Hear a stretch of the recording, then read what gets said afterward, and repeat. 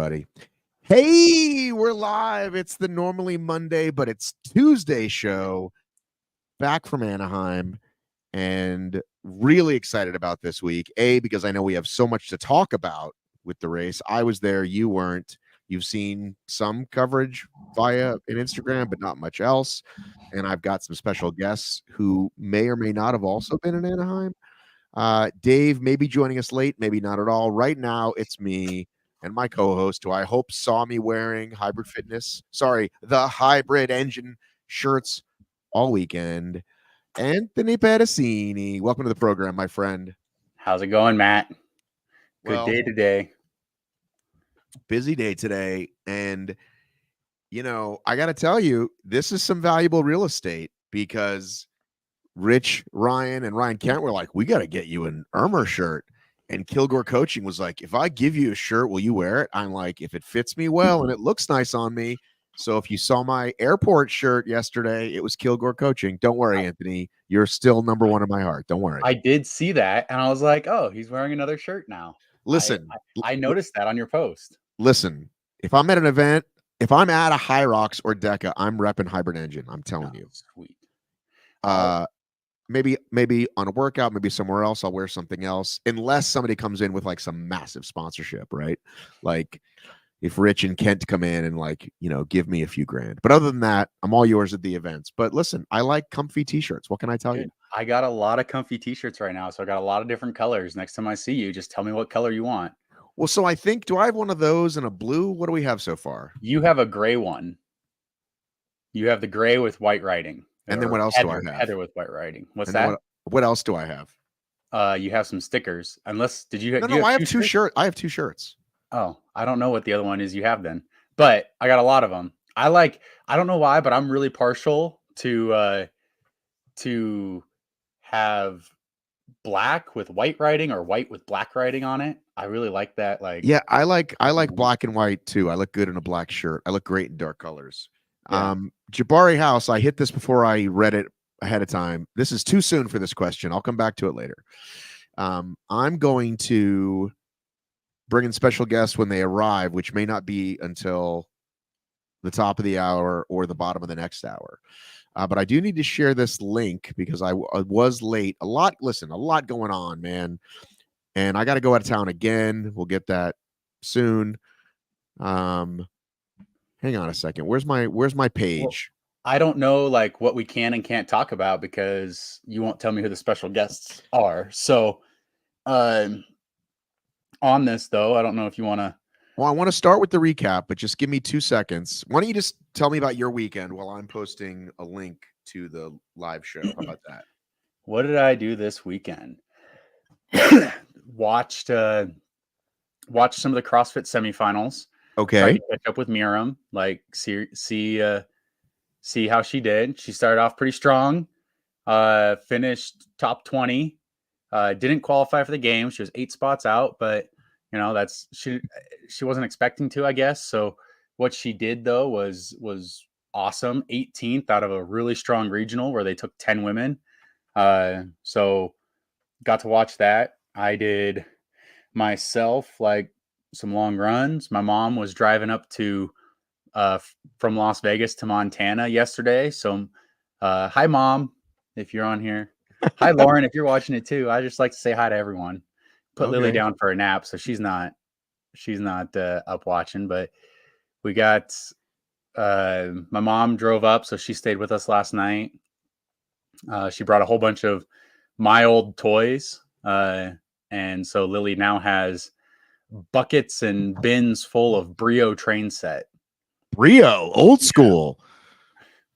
So you got a whole bunch of that sitting upstairs now. Well, listen, our first guest was at the race this weekend, and she is coming on right now. I see some Spartan Deltas behind her. So your hints are, it looks like, I don't know if those are gold. Is that second or third? And then she was, and then was in Anaheim this weekend. Morgan. It's Katie Duke, ladies and gentlemen. Hi. Katie Duke. Are those gold, silver? What are those? I got golds. They're all golds. Well, No, there's two. Just kidding. There's 2 bronze, but 2 golds. boo, For me, boo. You don't even hang the bronze. You don't want to show that to anybody. I mean, I've only done 5 races and I came out with 5 blacks. So Oh, I'm all right. Before you do that, like when I hang mine up, the little tabs that hold the plate in the center, it falls and they all fall down. So we have to like slant them and put. How do you hang them? Yeah, I don't really know. I I'm just so bad at this. did How do I get us close? There we go. I like this look. There we go. I don't like. I'm off center. Yeah. You're bouncing on your ball. Yeah, now I'm off center too. Okay, there we go. Katie earned her spot on this call, not through her performance, which we'll talk about, but through being hilarious. And I've got a lot of content this weekend with her and Grayson. We sat down and talked on Friday, and then we talked some on Saturday, and then Saturday, and then on Sunday, and I gave you guys my microphones for part of it. But before we get into recapping the whole race, I thought since we have a special guest here, it was your first HYROX. You did have high hopes, and I'm proud of you no matter what, even though I joke a lot. I want to know what your expectations were, and then what did it meet, beat? Like, did anything surprise you? Even harder than I thought, even like the rock zones were crazy. Like, just lay it all on me, your first experience. And then Anthony will ask you probably complicated math questions. Yeah. Thank you for having me on, by the way. I'm well aware I'm here because of my personality, not my race performance. Totally happy with that. That's what I've got. All I've got is personality. Yeah, that's it. Yeah. I told Grayson I was going to not do any research about anything and just smile and wing it today because that's what I'm good at. So okay, but what happened during the race? Did you smile during the race? So did you smile and wing it during the race? Did you prepare? Yeah, I did. I went into it really wanting to get under 110, and I think I'm capable of that. It's a different kind of hard. I mean, it's different than DEKA because it is so much longer. The weights are so much heavier. DEKA plays to a lot of my strengths, I think, which is like the quick step overs, like a little bit more agility type stuff versus the heavier weights. So I think the sleds, even though I'd practiced them really heavy, were harder than I thought. I really wish I would have pushed the second half a little bit more. I was really concerned about just blowing up completely. So I wanted to be a little more conservative. And I think that I should have not been as conservative in the second half of the race. I should have just been okay if I totally tanked. As far as the expectation of experience goes, it was awesome. I knew it was going to be bigger and better than DEKA events, and like all the hype and all the energy in that arena is so much fun. I love that it's like 3-dimensional with all the like blow ups and all that kind of stuff, the tunnels to run through. So much fun, so much energy. I'm already going to go to Chicago. I've decided and try to do that. New York in 2 weeks. Let's go. New York in 2 weeks. Yeah. I don't have anyone paying me to do any of this. So I got to afford New York. So let me save up some money to go to Chicago. How about? Okay, that's fine. Yeah. Oops. So tell me, well, Anthony probably has questions. He's probably looking at your splits and ask questions. I see that look in his eyes. I pulled them up. I was just curious. It was your first one? It was my first one. How did you get lost in the rock zone? Yeah. It was huge and confusing. I heard it was, I saw the layout, but I heard it was two-way traffic, basically, like all over the place. And that's hard for your first one where you're still trying to remember what the stations are to have something that confusing. And it wasn't even close to like, usually it's pretty close to 1 through 7 and then wall balls over here.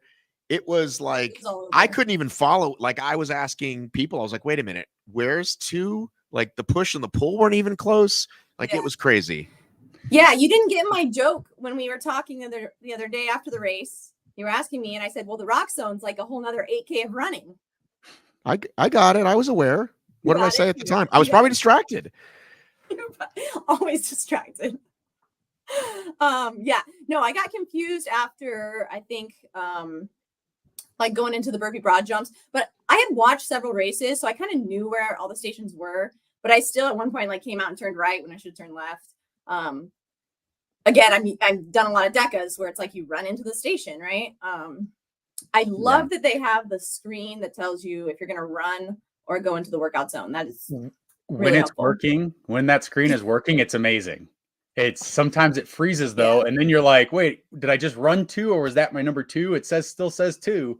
Like, and I feel like it's not quick enough for the fast people. Like it's quick enough for me, well, but I feel like it depends on where they put it.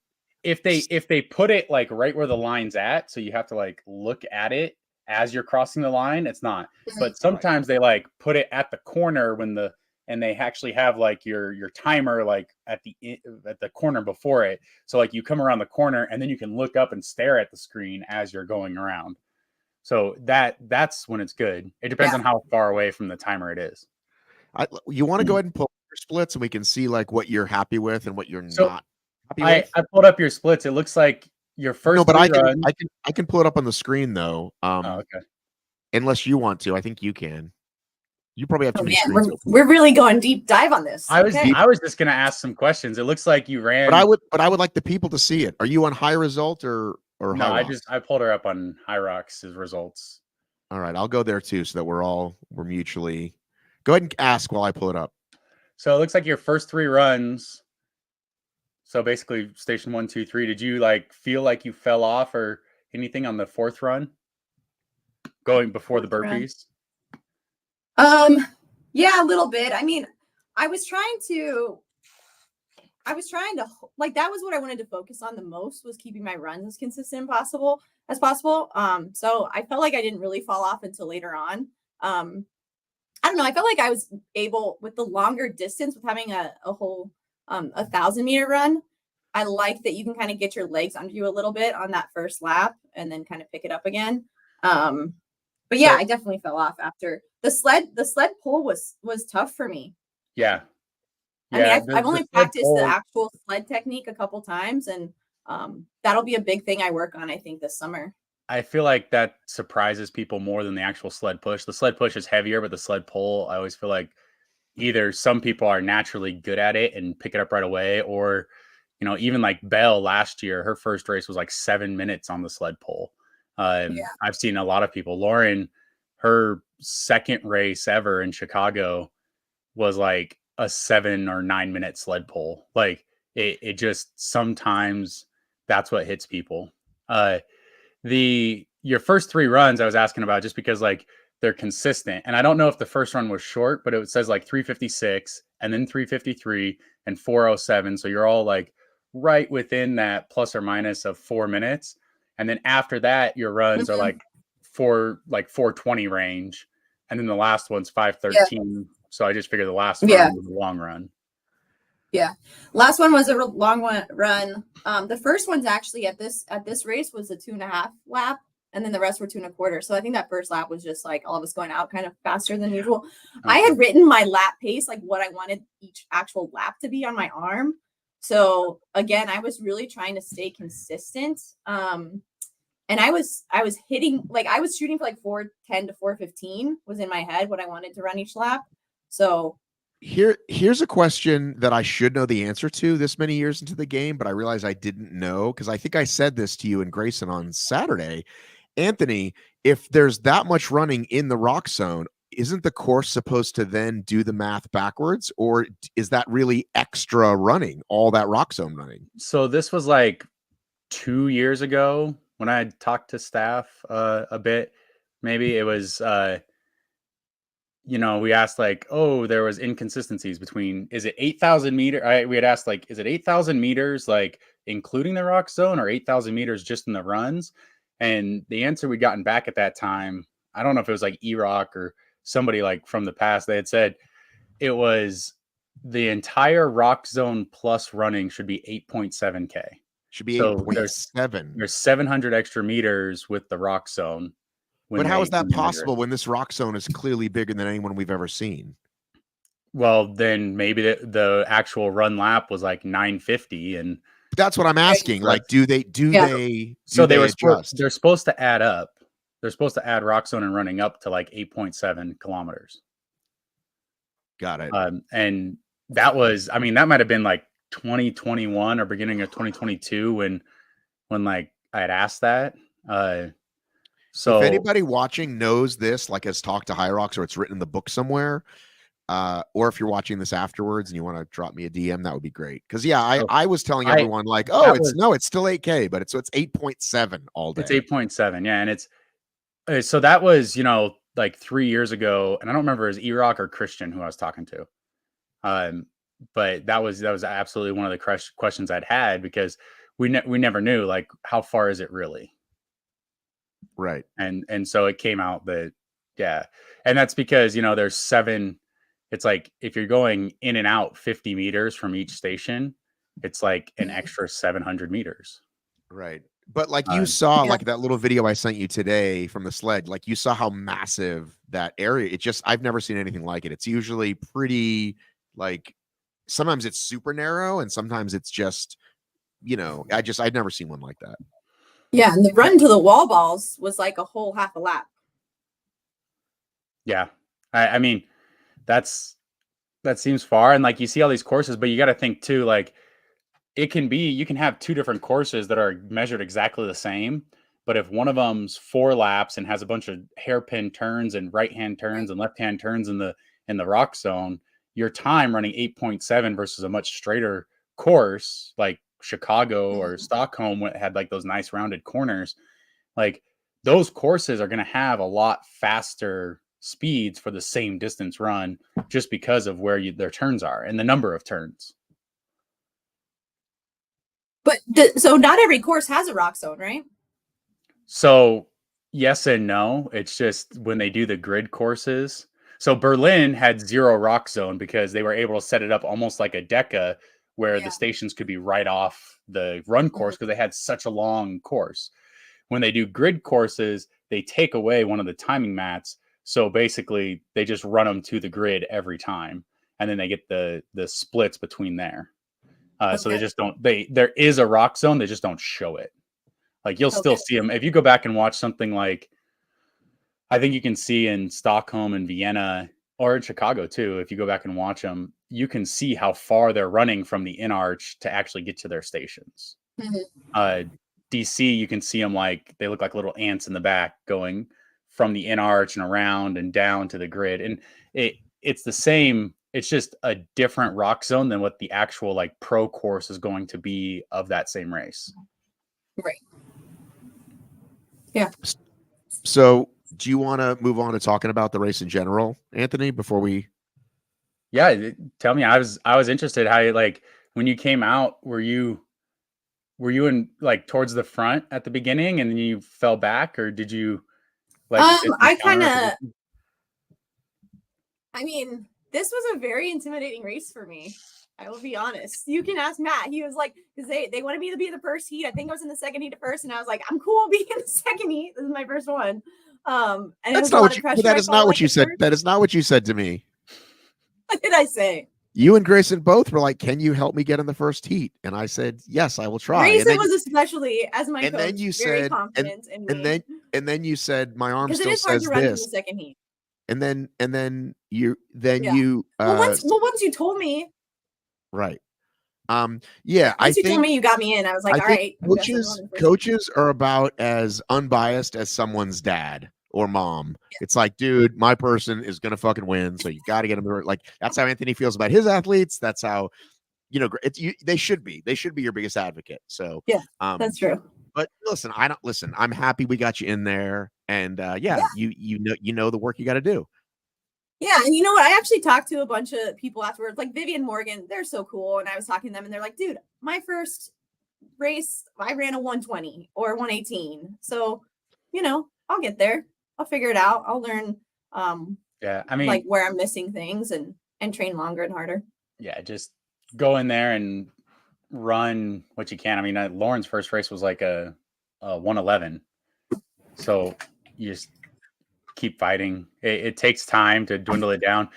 Did being where you were at running, were you trying to solve the course like on your own as you were running? Were you counting your own laps, or were you just like, I'm just gonna follow the person in front of me for now and race? Well, I learned not to do that at my first DEKA FIT, where I didn't make all the laps and I missed one. So yeah, I know to count my own laps as much as possible. I actually looked at the race course map a lot in the hotel room before. So did you know, like, but I did rely on the map too. Did you know, like, I am going to this station next? Like, that was, you knew the order going in. You weren't looking around like, what's number 3? No, I did know that. Okay. I crammed. I knew that. I almost wrote that on Ready my for arm the too. test. Yeah. How important do you think that is, though, Anthony, to know, like, because your run is your run, right? So how important it is for you to know what's next if the numbers are clear? Like, all right, I guess I'm rowing now. Okay, I guess I'm skiing now. If you don't have to think about it and you can, like, see where it's at, just that extra, I mean, whatever can give you this or that. Like, you saw Amy and Morgan run into the rock zone, get lost, and lose 45 seconds in their race. No, I don't mean locating to the first place. I mean knowing what it is. Like, if you like, okay, I'm going to 5 next. Doesn't matter if you know what 5 is until you get there. Well, then you have to, like, have you studied the race course? Do you know where 5 is at? Because otherwise you're still going to be looking around for where it's at. You're still not answering my question. I'm talking about numbers.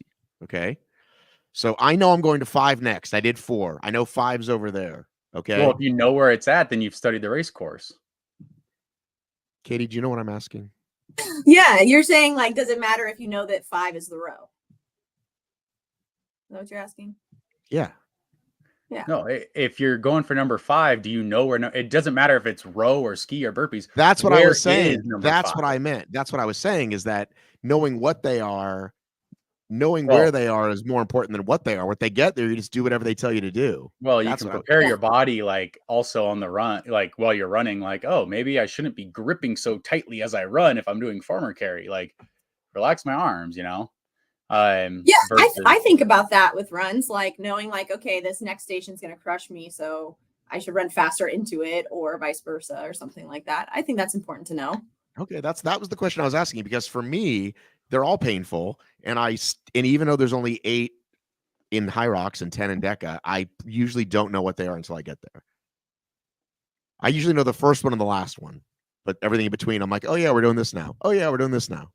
Like, I've done my same home DEKA workout 50 times now, and I still have my crumpled sheet of paper with, here's the weight I use, here's the number of reps I use. Like, and I look at it every time I get back. So that's how I am.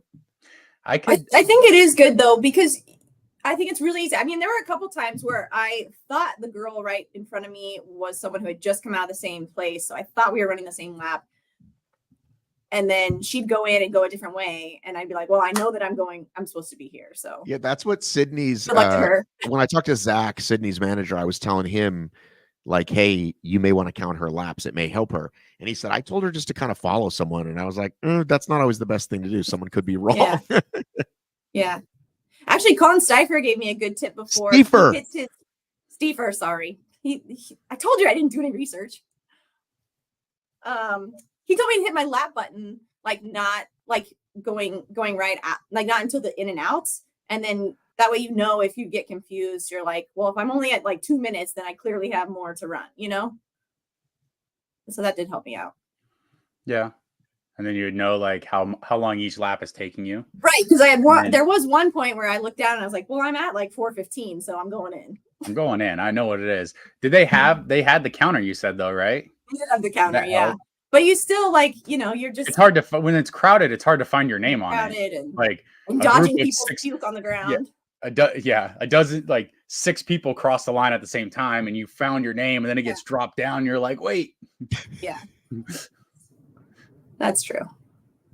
So. All right. We want to recap the race and talk about what sir, first of all, it had to be torture for you, Anthony. I know you wanted a live stream. So you're watching Luca with Camilla's phone, or actually Luca was coaching, and I think they gave the phone to somebody else. So Luca did great. He live streamed on Camilla's Instagram the men's race. It was Luca, and then he handed it off to I forgot her name. I'm sorry. It was the lady that was interviewed by the running public last week. But so he handed it off to her for the women's race, and she followed him around. And so we could hear Luca yelling, and Luca's all excited. Like, he's a great commentator. He's all excited. We're watching the race. And it was great that like Camilla was out in front, because we kind of, they would sit there and they'd be rooting for Camilla and showing Camilla. And then they'd wait at the station for second and third to finish. And then they'd run and find them on the laps, and we could see like how far they were running ahead. It was great coverage. So good job to Luca and Camilla for getting that out to everyone. I'm sure everybody appreciated it. And then we were able to watch, and it seemed really exciting. Like watching the race and having the live updates on the HYROX website, because those are always helpful. You can see the gaps and the distances.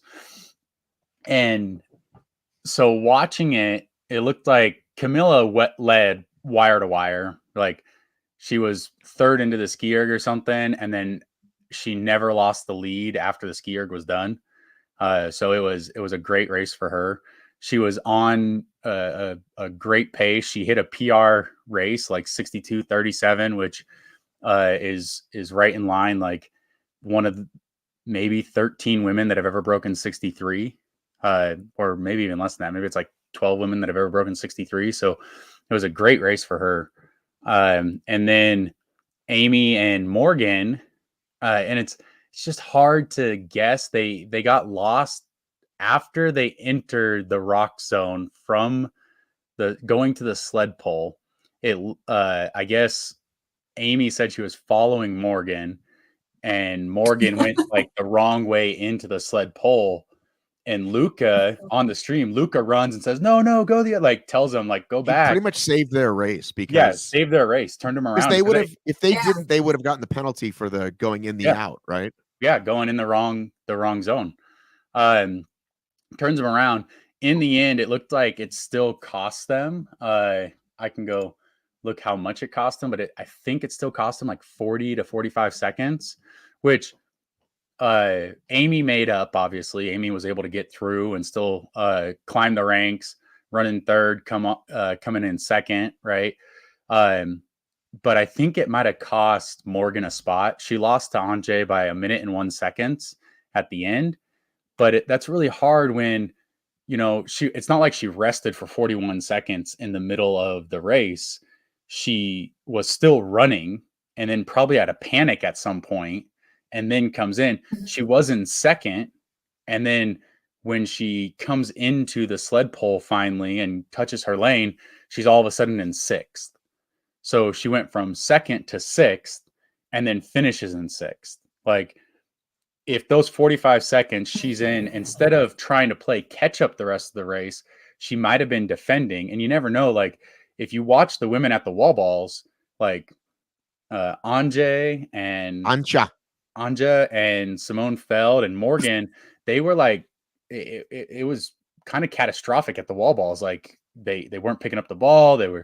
Maybe they're getting no reps, but like they were doing so many reps, it looked like it was unraveling for them. And if Morgan had been next to Anja in that, and next to Amy, and like near Maria, maybe she gets a little boost, doesn't have that extra effort she put in, and makes up the time and finishes fourth instead of falling back to sixth, So it's we hard talked to make an excuse for that, but it's still, Anja ran a great race. She did awesome, like taking advantage of that, coming in second to the sled pole then, and staying there all the way to the wall balls before like Amy passes her, Yeah, we talked for a little bit, and she did say it was hard for her. She just, it definitely kind of, she went to not the best place, let's just say. Obviously it's her story to tell. And she'll come back stronger from it. Amy, it was just so great to see her, like, because it's just hard, especially for me, 50 plus, like, just look at her go. And it's like so inspiring. Like, her and Cheryl Snow are so inspiring to me, of like, you have no excuse. Like, age is totally where you're at, or just where you choose to be at. And, all those women are, we know they're not as fast as Morgan and Lauren, right? Like Lauren and Meg. And that's okay, right? Like they're still in there with the best of the women and showing what they got. I want to go ahead and jump to this question before we even talk about the men, just because I'm so excited. Like, if you go ahead. So, I mean, you said this is a big race. There was 4 at this point now. There's 4 Elite 15 in this field. The only races this year that had 4 Elite 15 women in the field outside the majors is none of them. Like, right. So this was obviously a big race. Well, I want to jump to this big question I have, which I know Anthony wants, which is, if you watch just what like I put up a nice video of the women, but HYROX actually put together one for all the qualifiers.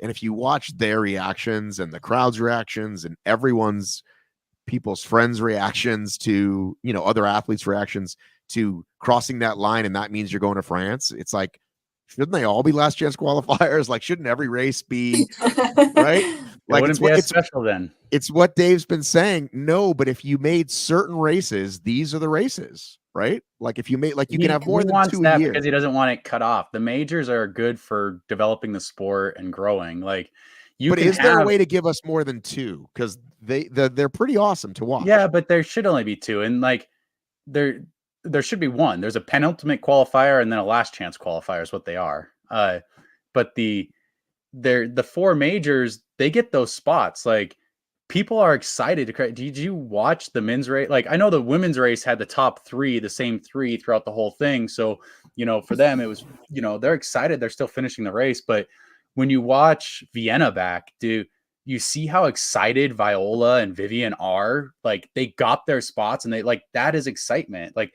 this was just, Camilla and Amy and Morgan. You're right now that I'm thinking back on it, but knowing it's literally the last chance, it feels just so it's exciting. Emotional. So the last chance is the last chance qualifier, and all right, you're right. Only going to be the last. I'm back to you being right, Dave Claxton. You're not right. I'm back to you. So, I mean, there's ways to qualify in. Now, I do think it'd be great if they had it not as spread out. This is, what are we, like 7 months in, and we still have 3 weeks to go to Worlds. So, if it wasn't as spread out, but if it was just a little bit more condensed, we're more than 7 months in. Wow, this is like, yeah. What do you count the first race of the season? Yeah, that's what I was wondering. So, the first race of the season was 2 weeks after Worlds last year in New York, but the first major of the season was that first week of November. So you got November, December, January, February, March, April, May, and then we're going on June. Right. So you count from the first major.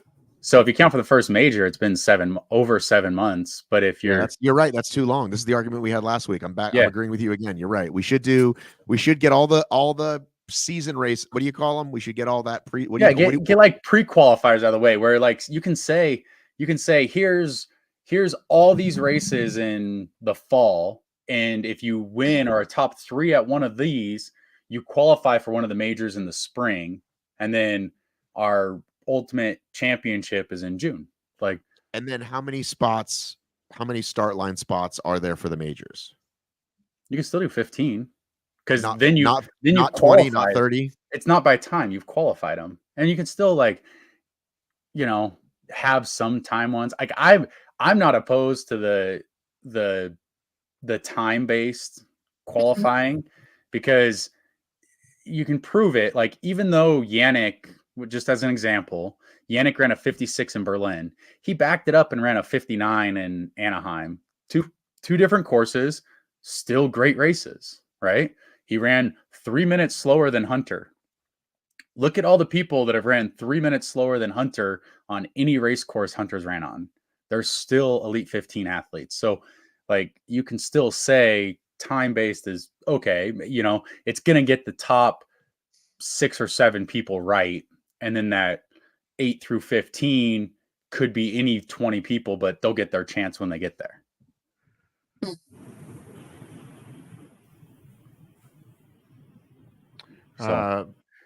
Yeah. I felt like I cut you off saying something because I was curious. I wanted to keep talking about the majors, Matt, but you were about to say something a little earlier. But now we've gone off on a bigger tangent. Let me check my notes here. Well, I know I said great finish line. Should they all be? The finish lines. So we covered that. So I feel like we covered a bit of the women's. Do you want to talk more about the men's now? Or is there more about the women's race you want to say? No, I mean, I think it's awesome that a 51-year-old woman can make the Elite 15. She's absolutely amazing athlete. I think Camilla really showed like she's here now coming into form. I think one of my favorite posts this week was actually, I think Camilla posted it, it was a podium picture from age group last year. And it was Camilla, Maria, and Zara. And they're like, next year, we're all going to be Elite 15. And now they are. There you go.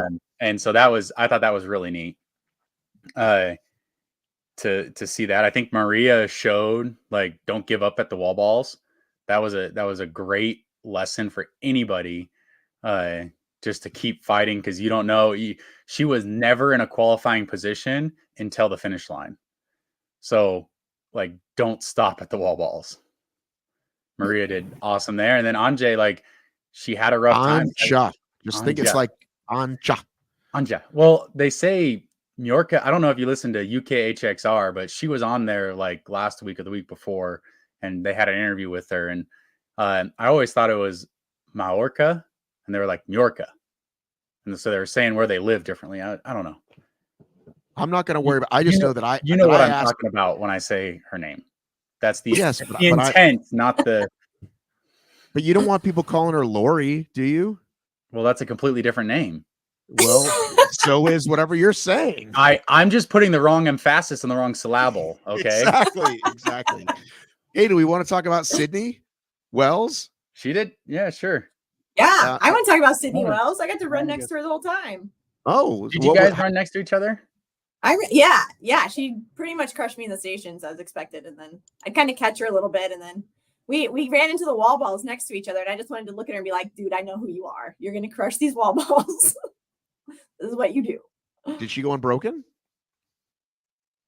I don't know if she went unbroken complete. I was trying to survive those myself, so I didn't watch her. I didn't stop to watch her. I don't think so. She did a 4:03. I don't think that's unbroken. She had the second fastest ski time, and 4:03 on the wall balls was the 9th fastest wall ball.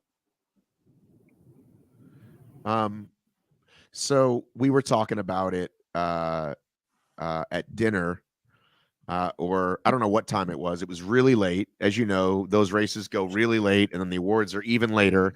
And then we went to eat, and things were closed. So we did IHOP. And we were talking about it, and Kent was saying like, oh, I think she just didn't pace herself, like, because if she did wall balls that slowly, because we typically would expect a CrossFitter to at least be where Meg is, right? Meg does it in like 3:20, right? Didn't she say, maybe it was your podcast or with HYROX Daily's interview with her, one of you guys, she said she is not a great wall baller. So, I mean, I don't think she said that on my show. I thought she said it on yours, but maybe she said it with Flo. But I look like at her splits, her runs are almost, I think she just paced the runs. They're all like 4:20. So 4:01, 4:13, 4:22, 4:24, 4:29, 4:31, 4:27. And then the last one was long at 5:11. I don't think 29, 31, and 4:27. I don't count that as 4:20. 4:20 is like 19, 20, 22, 20. Matt, take averages. She's like 19 seconds ahead on the first run, 7 seconds ahead on the second, 2 seconds behind, 4 seconds, 9. So yeah, it averages out. What was she on the row?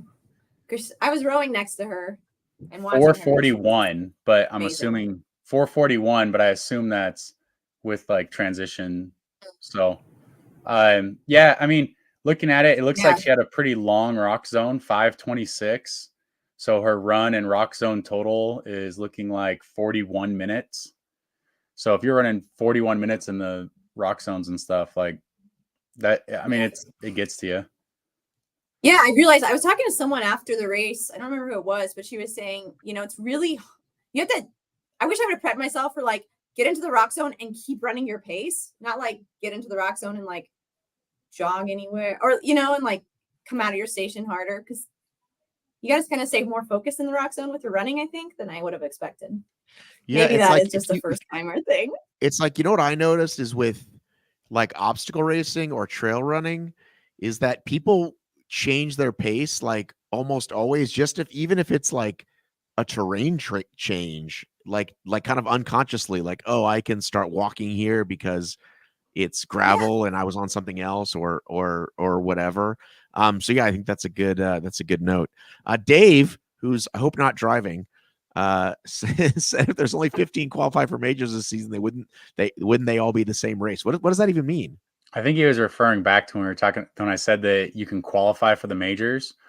And my only thoughts on that were all the 15 the same this year when there was only 15 qualify for the majors? They weren't all the same race. But in the way I had said it, though, if you have various races that qualify you for the majors, right? So like 3 from this race, 3 from that race, I would do it regionally. So like the 3 American races, the top 3 at each of those, plus the 6 auto qualifiers get to qualify for the American major whenever it is. And then there's roll downs. And then same thing later on. That could be, do you want to talk about the roll downs? Sorry, we'll talk about the roll downs later. It's on. We'll get there.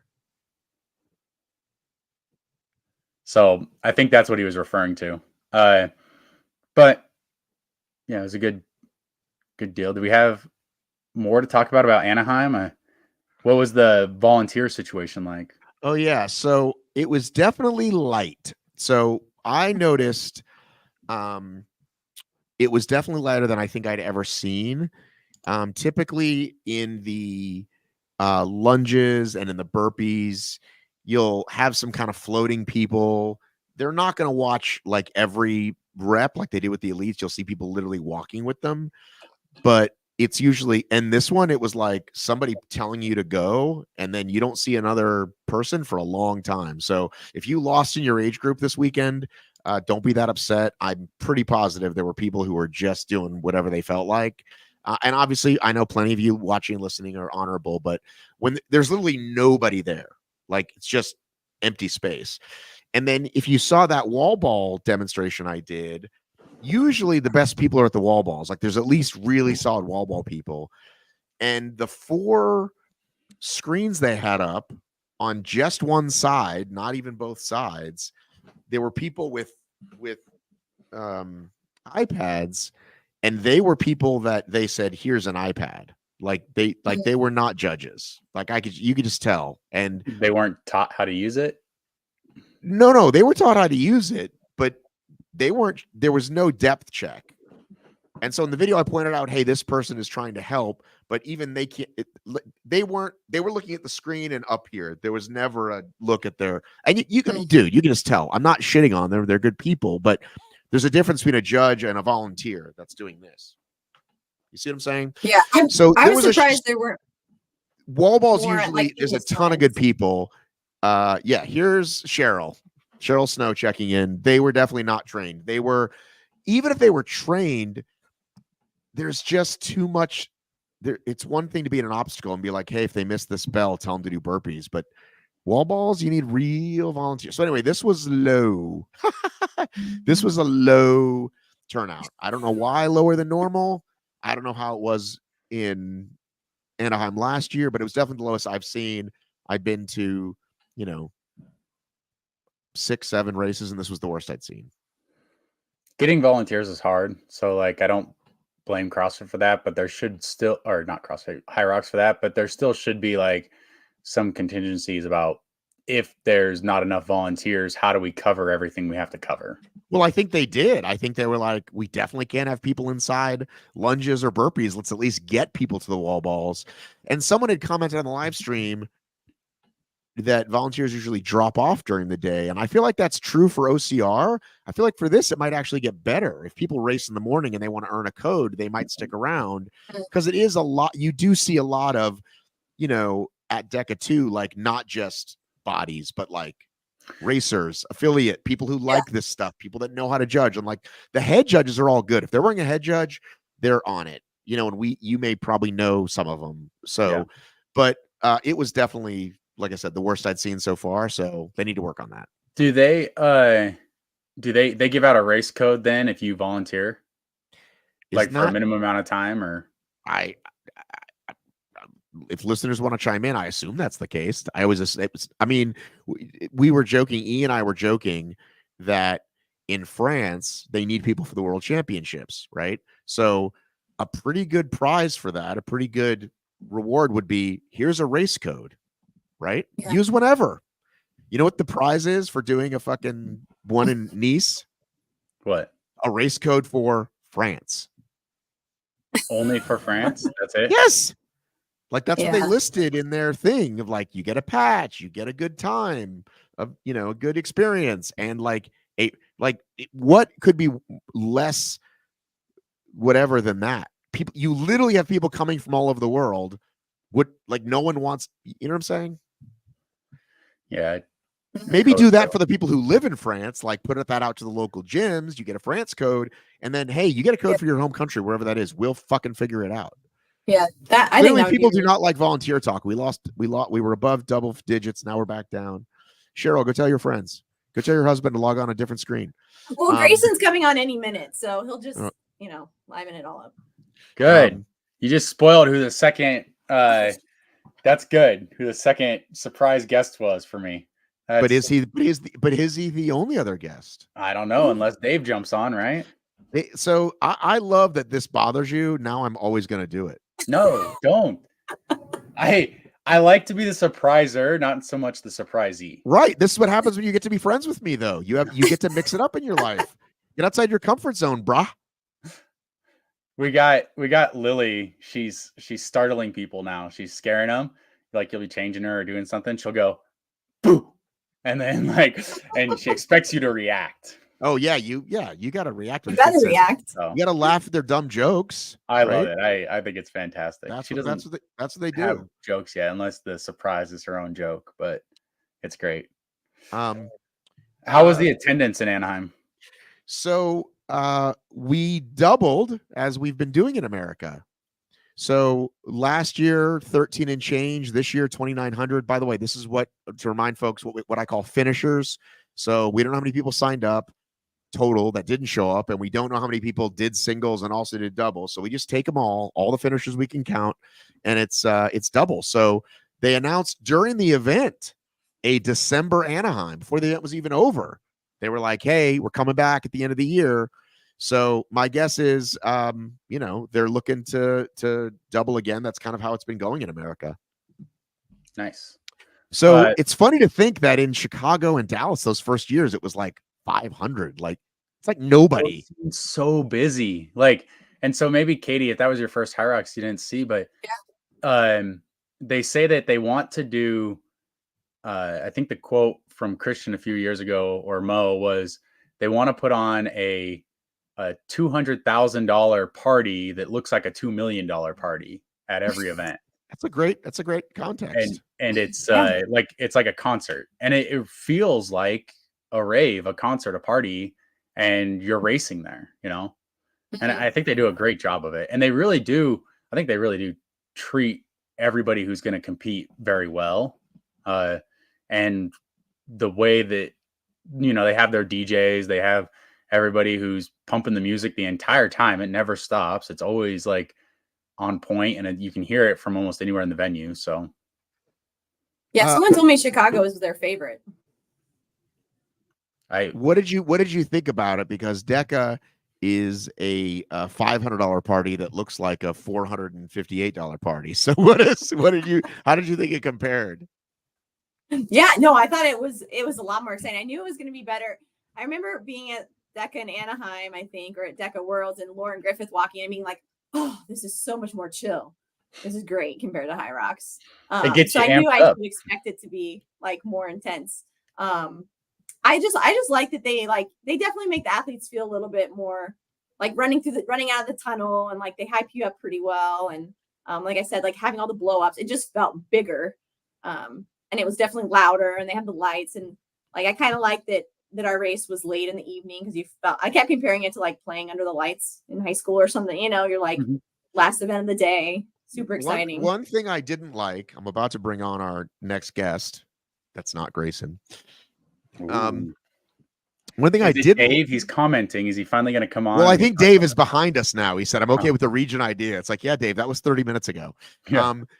What I didn't like was typically we have Coach, who many of us know from Tough Mudder, at the back of the stage, and this time they put him in that Red Bull fucking Cybertruck looking thing, and so I literally never saw him. I meant to like go inside it at one point and see him, but you heard his voice, and I gotta say, quick shout out, I think that's another pretty good difference is the DJ, the guy at DEKA is great.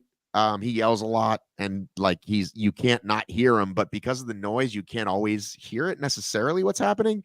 And between like Tommy, who was the kind of the announcer, and then you have, so Danielle is the start line gal, and she's great woman.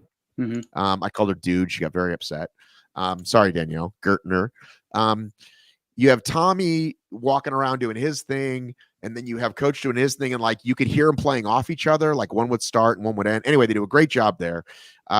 So I am going to bring up our next guest, who is, I don't recognize him based on what he's doing. Because he is merely static and not in motion. Oh, it's the one, the only. It's the hybrid raccoon. Hello. It's Dylan Scott, ladies and gentlemen. Can we give him a big round of applause? Who I missed seeing because he already punched his ticket, so I didn't see him this weekend. How are you, brother? I'm doing well. How are you? I'm great. Who you got in the background there? Dude, this is my training partner. My constant training partner. He just got done coaching me through like 15K worth of erg sprints and then did a little cool down run. His favorite seat in the house is his stroller. Like he just climbs in there and sits in it. We don't put him in there. That's just where he likes to chill. So and how old is he? 15 months. All right. And how old is Lily? 22 months. Oh, okay. All right. She's too old for him. So are you drinking a power lift? See. Oh, same one. Same Z. I'm not. No power lift for me. Get, but I do have that on there. You could lie. It's a bottle. You could just be like, it's power lift in the bottle. Shout out Nick from Powerlift. Saw him again. Always see him. They did not have the giant ice bath tub thing that they had in DEKA. But it will be back, they said. It'll be back in New York because that's where they're out of. So if you come to New York, get in a big, disgusting body of water with other sweaty people. That's kind of my dream. I really like that at DEKA World, actually. What is a hot tub? Right? Yeah. Same thing. Bath with friends. Listen. A bath with friends. A bath is better with friends. I think I just have become, an old Jewish person because I'm getting older. And so I'm like, I don't want to be in the water with all the people and the germs and the things. Wait, Matt, are you Jewish? Yes, I'm Jewish. This is not news. It's news to me. Okay. Well, there you go. I'm a Jew. Both my parents on both sides. Both parents, both grandparents. It only matters if your mother is, though, right? Well, we don't really count you if your mother isn't. You're still a Jew, but if your mother is, you can't miss. But if you got, it's like they say, like some people are Jewish, but you're Jewish. Ish. Like, I'm Jewish. you're Jewish. I have the hair right, and I'm pretty funny. I don't have the good with money part. I missed that one. Where like they run the world and are good with money and banks. I missed that. Yeah. They didn't let you in on that one. They were like, Matt, we don't need to let him run anything. Did you pay attention to said Instagram live stream this weekend? Yeah, the one that was on Camilla's account? Yeah. Oh, of course. Dude, I was in there. I mean, come on, me and Anthony were just ripping off stats for people. Were you telling her where to go, or were you fine with that this time? No, I wasn't telling anybody where to go. Did you, Anthony? Don't you have like a history of telling people where to go in the chat? No, not. A little You don't have bit. to tell. You don't have to tell Luca where to go. Luca's perfect. You don't. And Luca also, did an amazing job filming the whole thing. wonderful soundbite from him where he goes, "You can try to kick Luke out. It's hard to kick Luke out." Yeah, he's jumping into the rock zone. He's like, you can try to kick Luca out, but he said something like that. Like it's really Yeah, hard. it's hard to kick Luke out.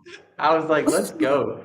Referring to himself in third person. He's like a big person, right? Big person, big personality. Like his voice is like so booming and Italian. Yeah, he gets it done. He makes good money. He figured out that gene. I did not.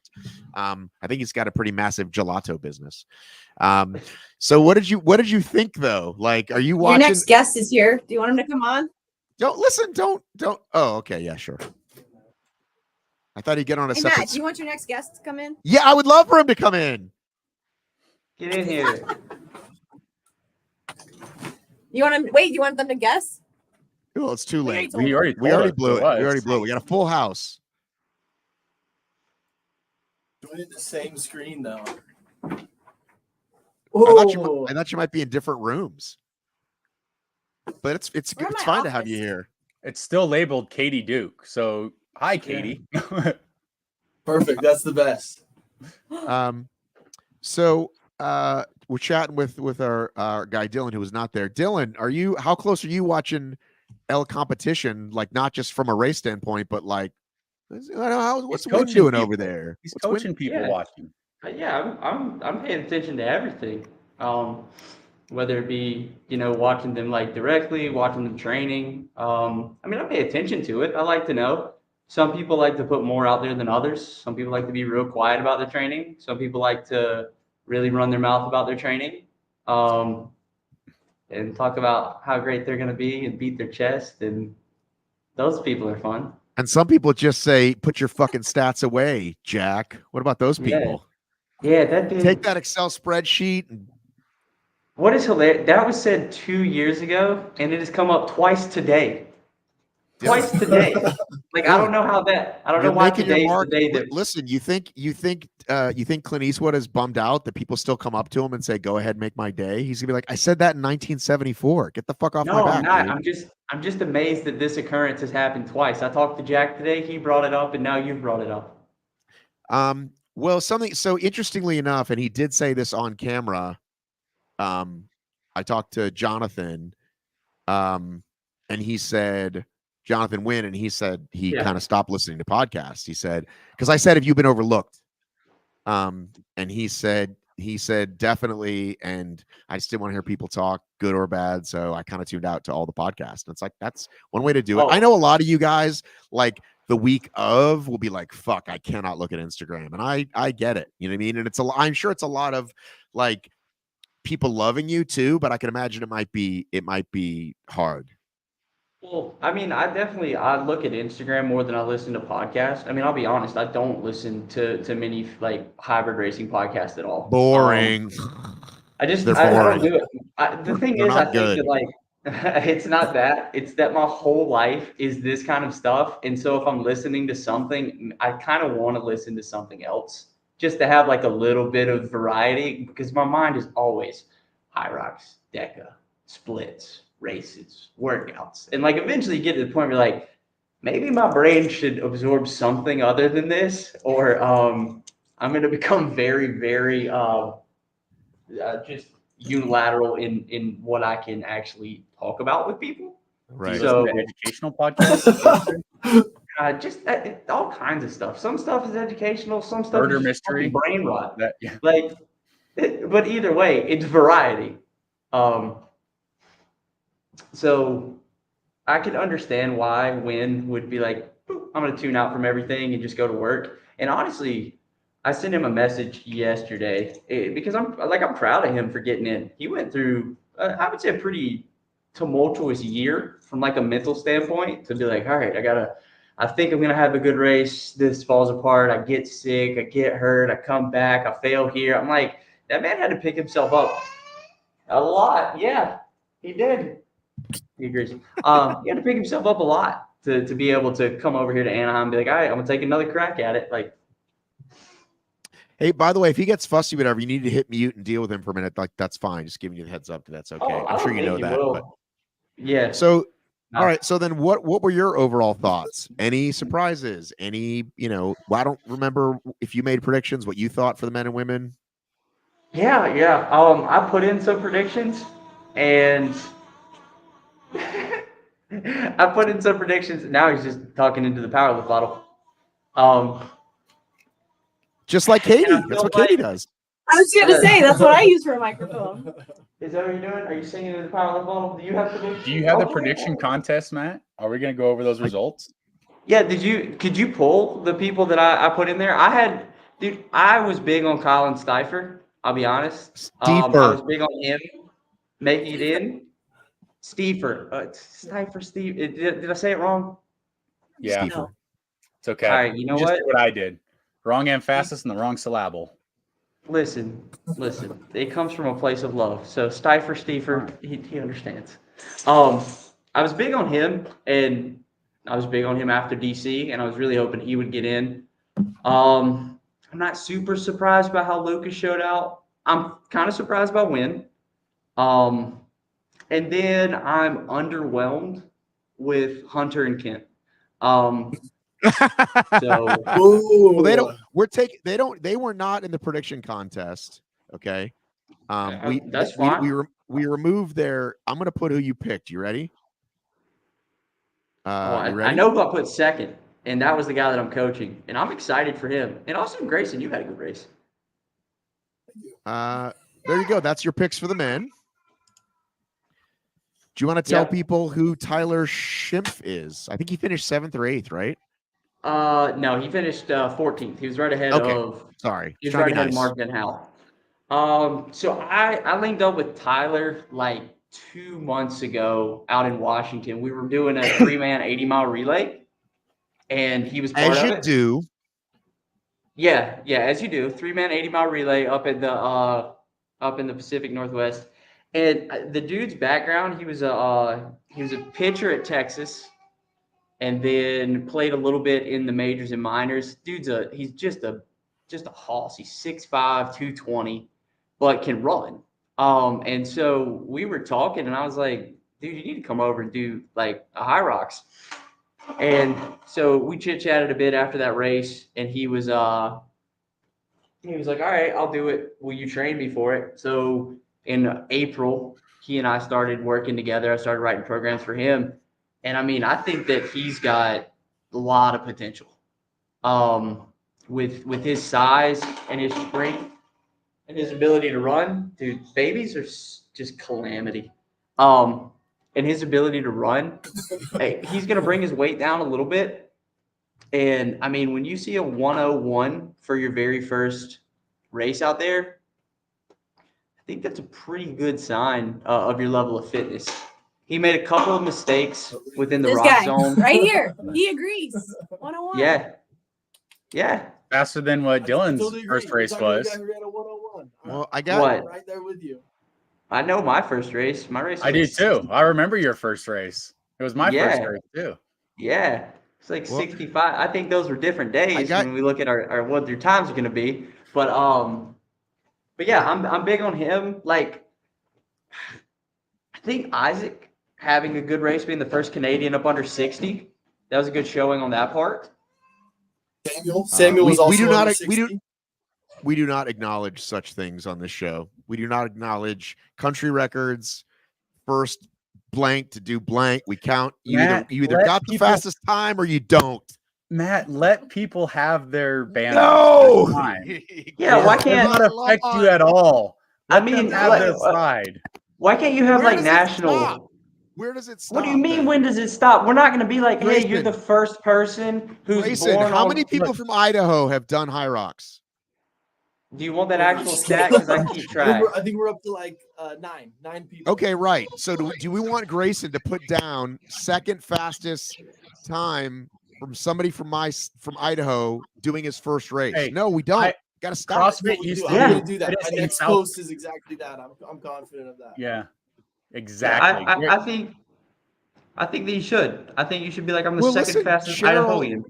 listen, Cheryl Snow got an Wait, age group record. Who's faster I'm- than me? I know. Who's Listen, Yeah, I don't know who you guys think is faster, but it's really entertaining. listen, Cheryl got an age group record, and she's like, I don't like to use the term world record because there's too many. And I'm like, no, it's legit. You are her doubles team got the fastest time. I quickly want to get to your men's picks before we get too fussy. Your women's picks, and unfortunately, you skipped spot number 3, which will hurt you. No, so- I didn't. I didn't. If you look at my thing. Oh, sorry. I was- Wait, hang on. You must have done the I was- other thing. Yeah, I was hitting the drop down for 3 and it wasn't working, so I just put in Amy for that spot. You did put in Amy. Okay, then my stats are wrong. It didn't come through. She's definitely on the drop down. I think Grayson really wants to know who's fitter in Idaho than him. Yeah. Yeah, who is fitter in Idaho Oh, I'm than him? super hung up on that right now. I don't know where this term second came from. Who started saying you were second?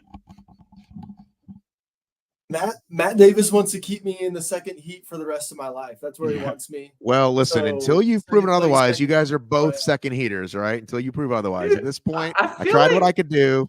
Now you're in the second heat. Sorry. 101.05. Oh, I feel like this weekend that's a first heat performance. That's what I'm saying. Really felt. I feel like that was a first heat performance. What place did you finish overall? 12. 12. Yeah, it's first. Okay, that's heat first heat. material. Okay, you're fine then. Your first heat. Katie, all I what place wanted. did you finish? I- Katie, what place did you finish? 20th, but 19th. second if you heat. don't count Vivian. We decided not to count Yeah, we throw out Vivian. You're still Yeah. just on the. You're in the front of the second pack, as David Megiddo once coined. Oh, that's where we want to be. That's perfect. So let's go back to these picks. Hang on, because I like these picks. Katie. He wants I know, to say right? hello to everyone. We're not waving at you, Matt. Yeah. Yeah, we're That's waving at the Augie. So Camilla Morgan, I think that's what I put. Yeah. Amy, Katie, Petra.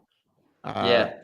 So Katie, where did Petra and Katie end up finishing? I forget. Katie and Petra. Petra ended up dropping out, and Katie was a decent ways back, I believe. Like, I want to say 7th or 8th. yeah, I want to say I was thinking 8th, so she wasn't going to be in that top group. And then where did Morgan end up finishing? I think 6. you're Right. 6th. Right behind. If we Sixth. throw out Okay. Vivian, Maybe. she finished right behind. She finished one She- off the She finished, qualified. no, she finished 7th, but with Vivian in there, without So Vivian, sixth. she finished 6th. Right. Okay, so she was 2 off the qualifying. Yeah, she was 2 off the podium, off the. Yeah. So who was after Ansha then? Simone Feld. Oh, that's Yeah. right. Simone finished 5th and came in like 2nd in the contest. That's pretty darn good. Yeah, and so going into that race, I had talked to Ansha. This was a little bit after I put my picks in, and she said that she had put in like he's doing sign language for me. He's my sign language interpreter. In case anybody who is deaf is listening to a podcast. So I talked to her, and she was like, my training, I put in a really good training block leading into this, and everything has been clicking. So when I saw that she finished and got her spot, I wasn't super surprised because she was really she was really hands up in the air, excited about how her Anthony's training doing had been more going. food, by the way. He's trying to trick you into giving him more food. Yeah, no, he knows a little bit of sign language, and so he's probably hungry. So he's probably going, eat, Anthony, please. do you know what this is? Do you remember what this one is? We haven't. What is that one? I think that's grapes. Grapes. Yeah, I'm gonna say he doesn't know grapes at this point. We definitely did the baby sign language thing for Emma when she was Yeah. born. And did then that. then we did not do that for kids 2 and 3. So that just goes to show you just fucking first kid gets everything. Second kid's like whatever. Third kid in the mud somewhere. But yeah, for Emma, we did the whole thing. Well, So I remember- we're feeling the Go ahead. one and done kind of deal. Like, let's just No, roll with don't Augie for a good while. Don't do it, man. Get more people around the house. It's awesome. I don't know. That's not even me talking. That's the wife talking. She's like, I think I Oh, might be good with just one of these children. All right. Well, it's her. I would say, yeah, go with that then. My wife told me that the next one we have, I have to carry, and so I don't think that's possible. Yeah. Hey, you let science progress a little bit longer, buddy. I believe Don't in give you. up You'll hope be the yet. 4th fittest in your house. Yeah, eventually. Moving down. Yeah. Don't. I do very much respect that you've gone with a new name every week, and everyone is you've not disappointed yet. So good job. I'll keep trying. All right, where were we? We were talking about I was going to talk a little bit about we were talking about Sydney, and I meant to talk to Jack, and I think he was too busy anyway, but Jack does the whole like here's how you standardize the course based on his math, right? So like this course was certainly slower than what Chrissy did in Houston, but kind of comparing their performance, just kind of like there's the two biggest names in CrossFit that have done this and kind of how they did, and two people that we thought would do well. And then Sydney, obviously, it did not go near as well as it did for Christy. I think it's just the most attention people have CrossFit has given HYROX, not necessarily the biggest names, because like Hepner and Chandler Smith did it. If you want to talk about like CrossFitters too. Well, first of all, they did doubles. I mean, they did 2 against 1, so it's not quite the same, but yeah. I mean, let's talk about like people who are CrossFitters. Lauren came from CrossFit. Michaela Norman came from CrossFit. Rachel Vonderak was a semifinal athlete and then did CrossFit. Would the biggest name that did it be maybe Elijah Muhammad? Elijah Muhammad did it. He might have been the biggest name that I can think of Easy. that did it. Well, Easy they're did the a two solo recent run. names that. Well, they're the two recent names and the ones that we're talking about, and I think the fact that now that it's gone, now where it is, like it's going to get mentioned every time, right? Like it used to just be, you know what I mean? Like even when oh fuck, I'm blanking on his name. When Ricky did it in Ricky Garrard. I was forgetting about him in Australia. Right, but like even then, it kind of came and went. But I think now, because every additional person that comes from that community that does it, that has any sort of name recognition at all, I mean, Barbell Spin bothered to put, that she finished 18th. I don't know if he was trolling, because it's kind of like, I feel like it kind of was like, she finished 18th. But Miriam finished 18th at semifinals this weekend. And that was an amazing job she did. So HYROX, it got mentioned during semifinals with a Miriam. lot. Lauren Smith was one of the commentators for the European semifinal. She mentioned it a lot. All right, good job. Way to represent us, Lauren. Yeah, she was putting in a little legwork for us, and it wasn't just her, because I heard it mentioned with Miriam, because they were talking about how is she going to do with some of these heavier events, having gone over and done HYROX stuff, which that was where she struggled at, was that snatch ladder. That gave her a little bit of trouble, but it was good to hear it, even get brought up.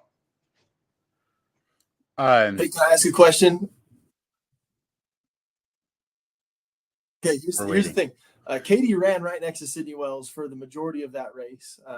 Katie would get away from her on the runs, and then she would catch back up on the stations. I'm wondering, what would it, if a CrossFitter, an elite level CrossFitter wanted to come over, what do you think it would actually take for them to get into the Elite 15? Everyone's going to say running, right? You need to improve that running capacity. Does an elite level CrossFitter need to actually like lose weight to become a runner capable of an Elite 15 position, or is an elite CrossFitter closer to that than any of us think they are? So I think when they've looked at like CrossFitters from a VO2 max standpoint, in comparison to what you're going to find on the HYROX side, I think a lot of them are fairly low. Like I think your average high-end CrossFitter is sitting in the high 50s. And I think to compete like at a higher level from the HYROX standpoint, you're going to have to be close to 70 just to have the engine that you would need. Now, some of that can come from losing weight. I mean, it is VO2 max is, a component of it is the division by kilograms. So it could be slimming down on that. But I mean, I don't think that there's a single CrossFit athlete that just walks out there right now and can make it into the Elite 15. Not without a year at least of preparation. Sure. In my opinion. I could be wrong. But Anthony, I'd love to hear your perspective as well. yeah, what do you think, Anthony? I think there's some. I think there might be some of the more elite CrossFitters might be able to make the Elite 15, but they're not going to do well at Worlds. And I think like at least on the women's side, on the men's side, it would be, I think, a pretty tough. If you just look at like, so CrossFit did define the 10 physical fitness skills, right? So there's like all those. Their focus, if you look at like an array of the skills, is much more towards strength. Like, and it's just you can see it in weightlifting and strength. Like every games level CrossFit athlete would make the American Open, which is like the equivalent of the Olympic qualifier in weightlifting. They're not coming anywhere near the Olympic qualifier in running. They're not coming anywhere near the Olympic qualifier in gymnastics. But they're closer in different like high level competitions than others. So I think they would have to switch over. It depends on what their background is and really what level of CrossFitter you're talking about. I'd say more likely instead of looking at like the games athletes, maybe some of the games athletes, maybe like an Emily Rolfe or something might do pretty well. But if you look at the semifinal athletes, usually those ones that'll probably finish like the 10 to 25th, where they're focusing their volume at right now, if it's on machines or on running or something, they could probably do pretty well. If you talk about like ex-CrossFitters that have previously been at the games, like Christy Aramo O'Connell was, now she's more running and more hybrid fitness rather than the complete time she has to spend on skills and technique work. So she obviously came in and she would have probably done pretty well, maybe or maybe not qualified Elite 15.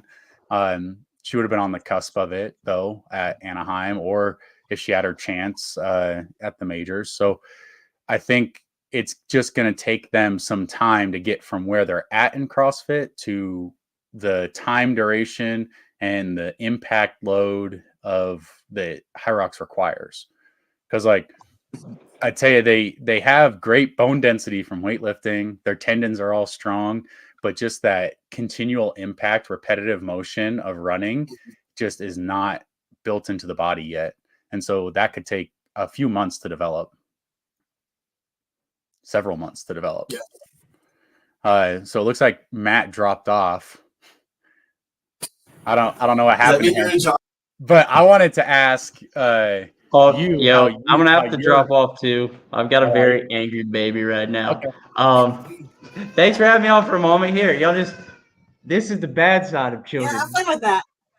Hey, there it fun. is. All right. It's fun. You're gonna love it. Yeah, I know. I'm gonna go take care of that. All right. Bye, guys. How'd your race go, Grayson, from your perspective in Anaheim? Oh man, thanks for asking. I think I'm pretty happy. I'm often pretty happy. he's got a kid doing something too now. I don't know. My kids are going to show up any minute too. So I have the comments and the YouTube live over here, so I can see. Since Matt's not here to pull up comments for us anymore, I can see if anybody else is. Okay. I don't know what happened to Matt. He's gone. But it's go our ahead. Show now. Yeah, it's our show. What do you guys want to talk about? Really wanted. You guys are in Boise? Is that where you're at? Yeah. Okay. Yeah. Not too far. Go ahead. What's your I'm always I always find a way to be pretty positive about my race experience afterwards. I was initially really bummed to be in the second heat. It makes sense. I have no HYROX credentials of any kind. I just think it's hard to learn when you're not racing against people, especially everyone says, I talked to Colin Stifer beforehand. Stifer, dang it, man. I even asked him too. Talked to a couple people beforehand and they'd be like, go out slow. And I'm like, I'm going to go out slow. They're like, no, go out slow. I'm like, okay, I'm going to go out slow, But you don't really know what slow feels like if you're running in the front of the second heat, you know? Yeah. So I'm pretty positive. I feel pretty good about how I paced the race. I finished in 101, and I've had a couple people tell me that's a pretty great debut. But yes, I still think I somehow managed to go out a little too hot. My run time was 29 flat, and kind of fell off pretty hard on lunges and wall balls is where it kind of unwound for me. But at the end of the day, I felt like I learned quite a bit. I think I know a lot more about the training experience, a lot more about the racing experience. And I think on any course I go to, whatever my next HYROX is, it's going to be a sub 60. I just really feel that based on that experience. I ran 6 stations by myself with Samuel just hovering over my shoulder, waiting to strike on the lunges with his stupid long legs. I really like that you just on those wall balls. But yeah, I really like that you just said happy. that. I like that you said that no matter what course it is, you're going to go sub 60. Like it doesn't matter like the course. If somebody has the intent to do it, like it matters if like you're inexperienced, and it matters in terms of the course. But like the top people usually have a 2 to 3 minute range, right? Where they're gonna be in, and they're able to hit that on any course. So I like that you felt that way. I looked at your splits. Do you usually do workouts that are in the 60-minute range or longer, or because it looks like, you got to that last, that lunges, and it just was like, you were there for all of it. And then like the lunges, the run, the wall balls were just, that's where your energy dropped. Totally. So if you look at like the years of training, right, we're talking about years of aerobic capacity. I come from a sprints background. I was a decathlete and pole vaulter in college. And when I was a Spartan Pro team member, I was like your classic 5K dude, your 5K super distance, sprint distance. And then for the last couple of years, I've really just been focused on DEKA Mile and DEKA Strong, because that's what's been in my city. And a lot of my athletic experience and a lot of my coaching has been focused in my city. So I would say that, HYROX is a jump for me in terms of training duration, because it's not what I've been doing for the last 3 years now. So something as I'm coming home and communicating to my athletes who are saying, man, I want to be there in Chicago, or, oh, look at that. I want to be there in Chicago, or I want to be there in Anaheim in December. What I'm telling people is, you really need to start very early to prepare for a HYROX event, because you need to be capable of handling that kind of impact and that kind of stress for workouts that are going to be an hour and 20 to an hour and 30 minutes long, to prepare for that actual duration. So this, for the last 20 weeks, yes, I've been doing some great workouts that have been over an hour long with similar intensities, but I don't think 20 weeks is obviously enough to be a really like sub 60, 57 to 59 minute HYROX athlete. Do you typically replicate this face during performance? No, all the time. No, that's my daily face. Yeah. That's a good picture, man. I'm glad you grabbed that. I mean, listen, I want to show people the best of you here in Northwestern Nazarene University. The Fighting Nighthawks, whatever the fuck you were, right? Is that true? Is that I get it right? Yeah. Which we were the Crusaders at the time, and you're not allowed to be a Crusader anymore. So now they're the Nighthawks. Oh, is that canceled now? You can't crusade? Yeah, you can't do that. Nope. What conference was that? That is a NCAA Division II GNAC conference. So, I bring that Division II energy wherever I go. You got to, man. You got to bring that D2 energy. Yeah. Heat 2, Division 2. I'm the guy that's on the bubble. You were second in age group this week. Second in age group. Yeah, perfect. There you go. That too. Is your guys' gym, is that the one that Rylan and Lauren went to? Lauren Griffith last year for their DEKA Strong and DEKA Mile? No, they went to a different gym in Meridian, Power Seekers. Actually, one of the women that works at that gym is who set the record, the women's doubles record too. Oh, she's the Idaho Cheryl's HYROX right? world record holder. Yeah, she's the best HYROX athlete in Idaho. There you the go. second That's best Division 2 Heat 2 HYROX athlete. There you go. Cool. Yeah, I was just curious how you thought your race went. So that's good feedback on it. Yeah, thanks for asking. Yeah, I was going through it and I was like, oh man, you got to the sandbag lunges at like 46.54. So usually like when you see that with the guys, you're like, they're right on pace to break an hour. And then it 101.05. So you like lost a minute in those stations in the last round.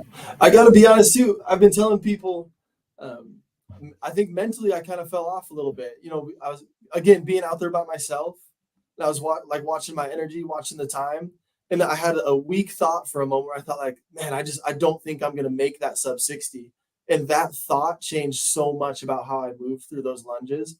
I think if I could go back, I would hopefully not have that thought. And if I did, lock into a failure recovery system to help me get mentally re-engaged. And then what I started doing is I started pausing every lunge, thinking, okay, I'll pace it out and try to save some energy for the wall balls. I don't think I should have done that. I think I should have kept hammering the lunges, try to recover on that run, and sell my soul to whatever was left. But no, as soon as I thought like, okay, I'm gonna kind of recover and pace on these lunges, it all went to crap from there. That's tough. He's like, yeah.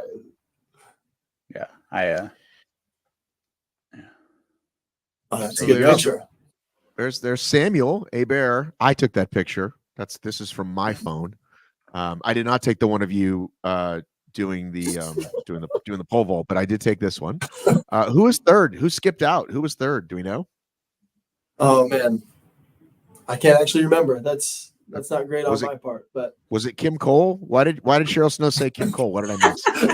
That's the lady that probably went to Power Seeker Gym. You missed a lot. She's the doubles age group world record holder now, Matt. I was actually listening while I was gone. I had to take care of some things, but I must have. Long story. I had to do two things at once. But how's like? Where are you gonna hang those banners, bro? Yeah, I've got them hanging up at the gym that I work at is the Epoch Training Center down here in Boise. So I've been hanging those up. But I was thinking, Matt, just for you, I might make a huge podium post because that banner doesn't say age group on it. I don't think, right? So it does. It does. I think I'm going to tell. Does it really? Yeah. Oh, but no one's going to look that close. No one's going to look that close. Here's what I'm going to do. I'm going to make a podium post and tell everyone that I qualified for Nice. And then I'm going to fake an injury in a couple weeks so that I can't go. And then everyone will have thought that I took second in Anaheim. See, that's what happens, man. If you fucking podium, I'll kick you out of the show. Just kidding. I'll kick you out of the show. You fucking do that, man. You see that? I was like, what happened? I kicked him out, man. Talk about podiums. Listen, man, you did great for your first time, and you got to be on my show, not just as a guest, but as a host, right? Gave you the mic. Yeah. So what a weekend for you. Oh man, it was amazing. Yeah. You got it. Was funny. Listen, it's just like everything else. It's about reps, right? So you get more reps behind the mic. It's just like anything else. Good, get more reps, the better. Yeah, I had joked with you, because people can't do your job, and I've heard you say that for a lot of years. You said people think they can just jump into this and make it happen, and it's a lot harder than it looks. I've heard you talk about not only the face-to-face piece, but also all of the work you're doing behind the scenes day in, day out to actually get content up in the air. That part's not easy. But since I've heard you talk about that since like 2018, I knew when I saw you, I had to just say, I can do your job. So I can kick at this. And listen, you did a pretty good job. You're both funny. And that's why I invited you on this show. You're fun and funny, and you're good. You're good people. So that's how you get invited to the show. That's right. I love that. After one of my interviews, you looked at me and said it was like a B+ effort. And I was like, I'll take that. I told Katie, I said, hey, he said one of my interviews was a B+ effort. And Katie said, those are better grades than you've ever gotten. So that's perfect. If I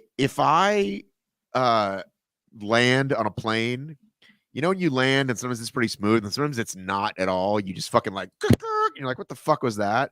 Yeah. When I walk by and the pilots come out and like say goodbye or whatever, I go C+ in the landing. And I've had people laugh, and I had a guy look at me like I will fucking kill you. So I think I might have actually stopped now that I think about it. I don't know the last time it happened, but I remember I was doing it for a while whenever it was a rough landing. I was like, B- in that landing. B-. I had a plane. I'm gonna try that. So, Do it next time, I fellow had a travelers. plane. Listen, make their life interesting. Okay. Like, listen, I'll tell you something, little life lesson. All right. That I learned it from my grandfather, but didn't know it until I got to be an adult. I realized that's what I do is like, and I know people say this all the time, but like, if you can actually do it, which is like, try to make someone else's life just a little bit better. Right. So when somebody says, how are you? Don't just say fine, or like ask them. Right. Because like the baristas like dealing with angry assholes all day. So if you just say, or even the person checking your fucking ID at the airport, how's your morning going? Because they're just all day, they're doing this. People are shitty. And they might say great and not want to engage, or they might say, hey man, I'm having a great day. And then you say it back. So my grandfather used to say that, like, try to make someone's life a little bit better. We're putting Anthony to sleep. So that's what I try to do. I like to he doesn't goof care at around. all about any of that stuff. I do. So I goof around with people. Sometimes sometimes they don't appreciate it, but yeah, that's what I like to do. I like to goof around with people. So anyway, do I it really like when you're that, out there in Matt. the world. I like that, Matt, because you should always put the positivity out there. The world needs more of it. So Right. keep it up. Right. Every day above ground's a good day, man. I used to hear that all the time from a couple of my friends. And now I'm just saying it all the time to people because it's true. Because the alternative is not good. Terms in the dirt, man. So yeah, try to crack people up. It's probably easier if you look like these two. I mean, they're like fucking Ken and Barbie here, these two. Look at these gorgeous faces. Oh, you guys can't see my mouse pointer, but I mean, have you ever modeled, Grayson? Let's be honest. Have you ever modeled? Yeah. See, I knew it. Worst experience of my life for sure. But Oh, really? What happened? People try to grab your stuff? Do they try to touch you? no, this No. This actually is very fitting for this show. When I was a Spartan racer, I was a Spartan Pro Team B member, which means that they gave you nothing and they kept some of your stuff, like they kept some of your content if they kind of liked it. Jack Bauer's B team. So, what's that? Jack Bauer's B team. B team, baby. That's where I lived.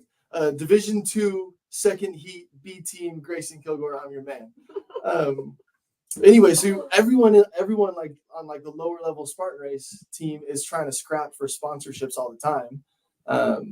And there was one point where Spartan Race had Schwinn as a sponsor.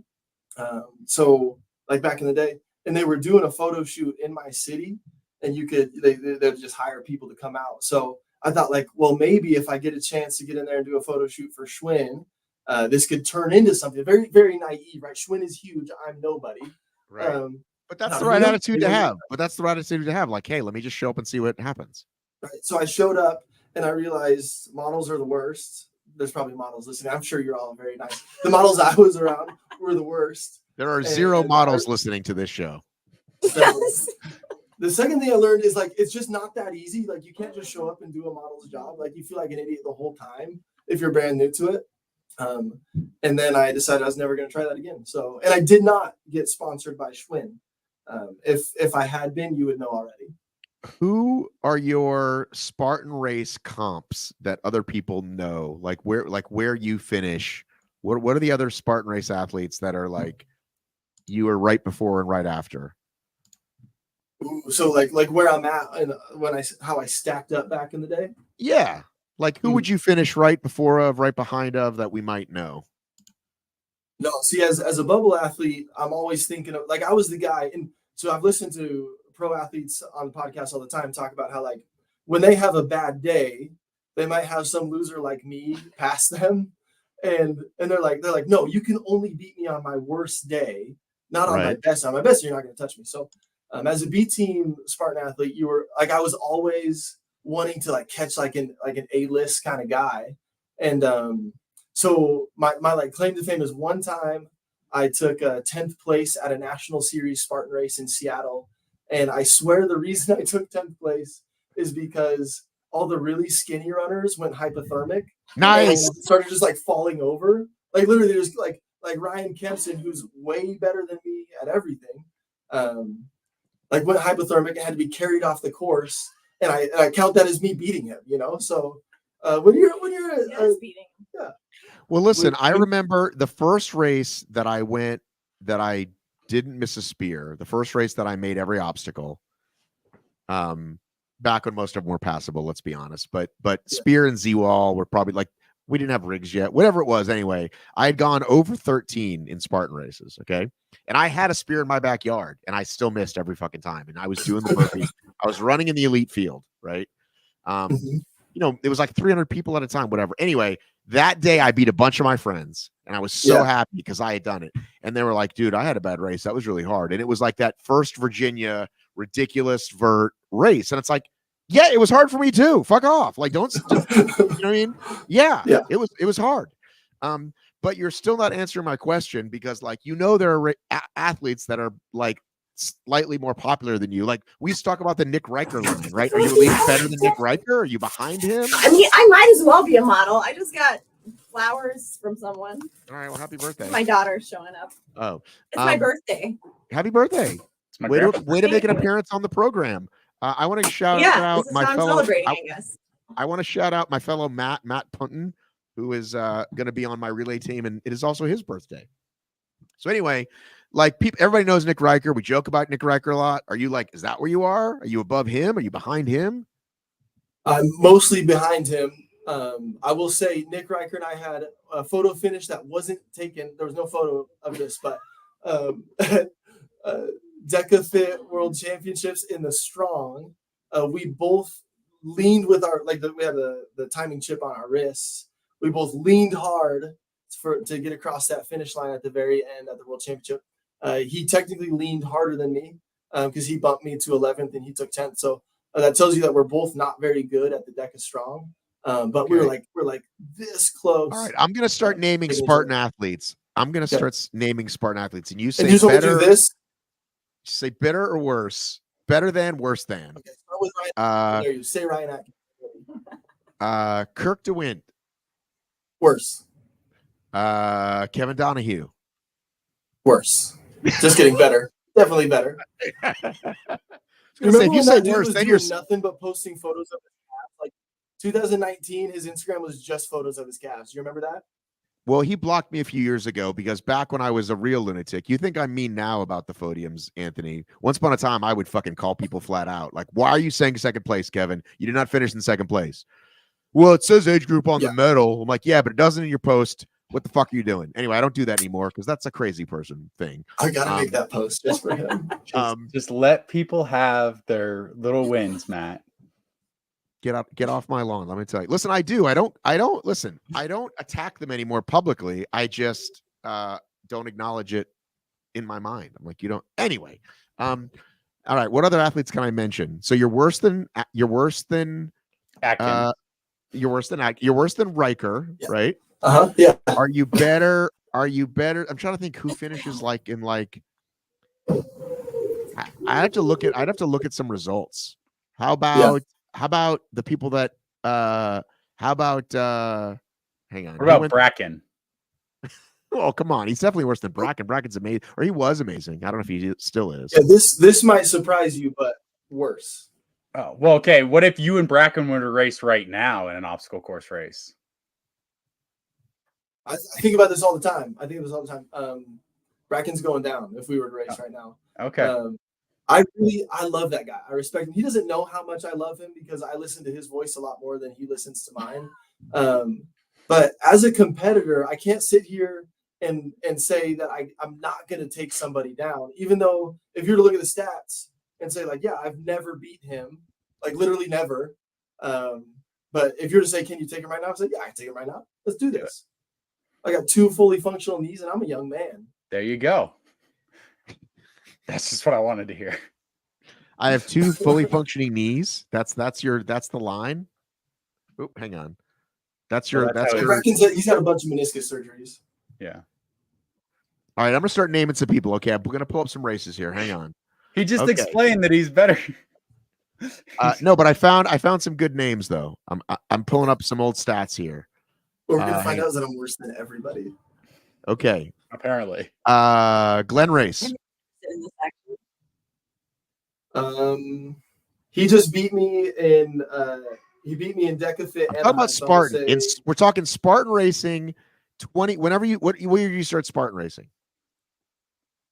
2017. No, I think if Glenn and I did a super right now, I think I got him.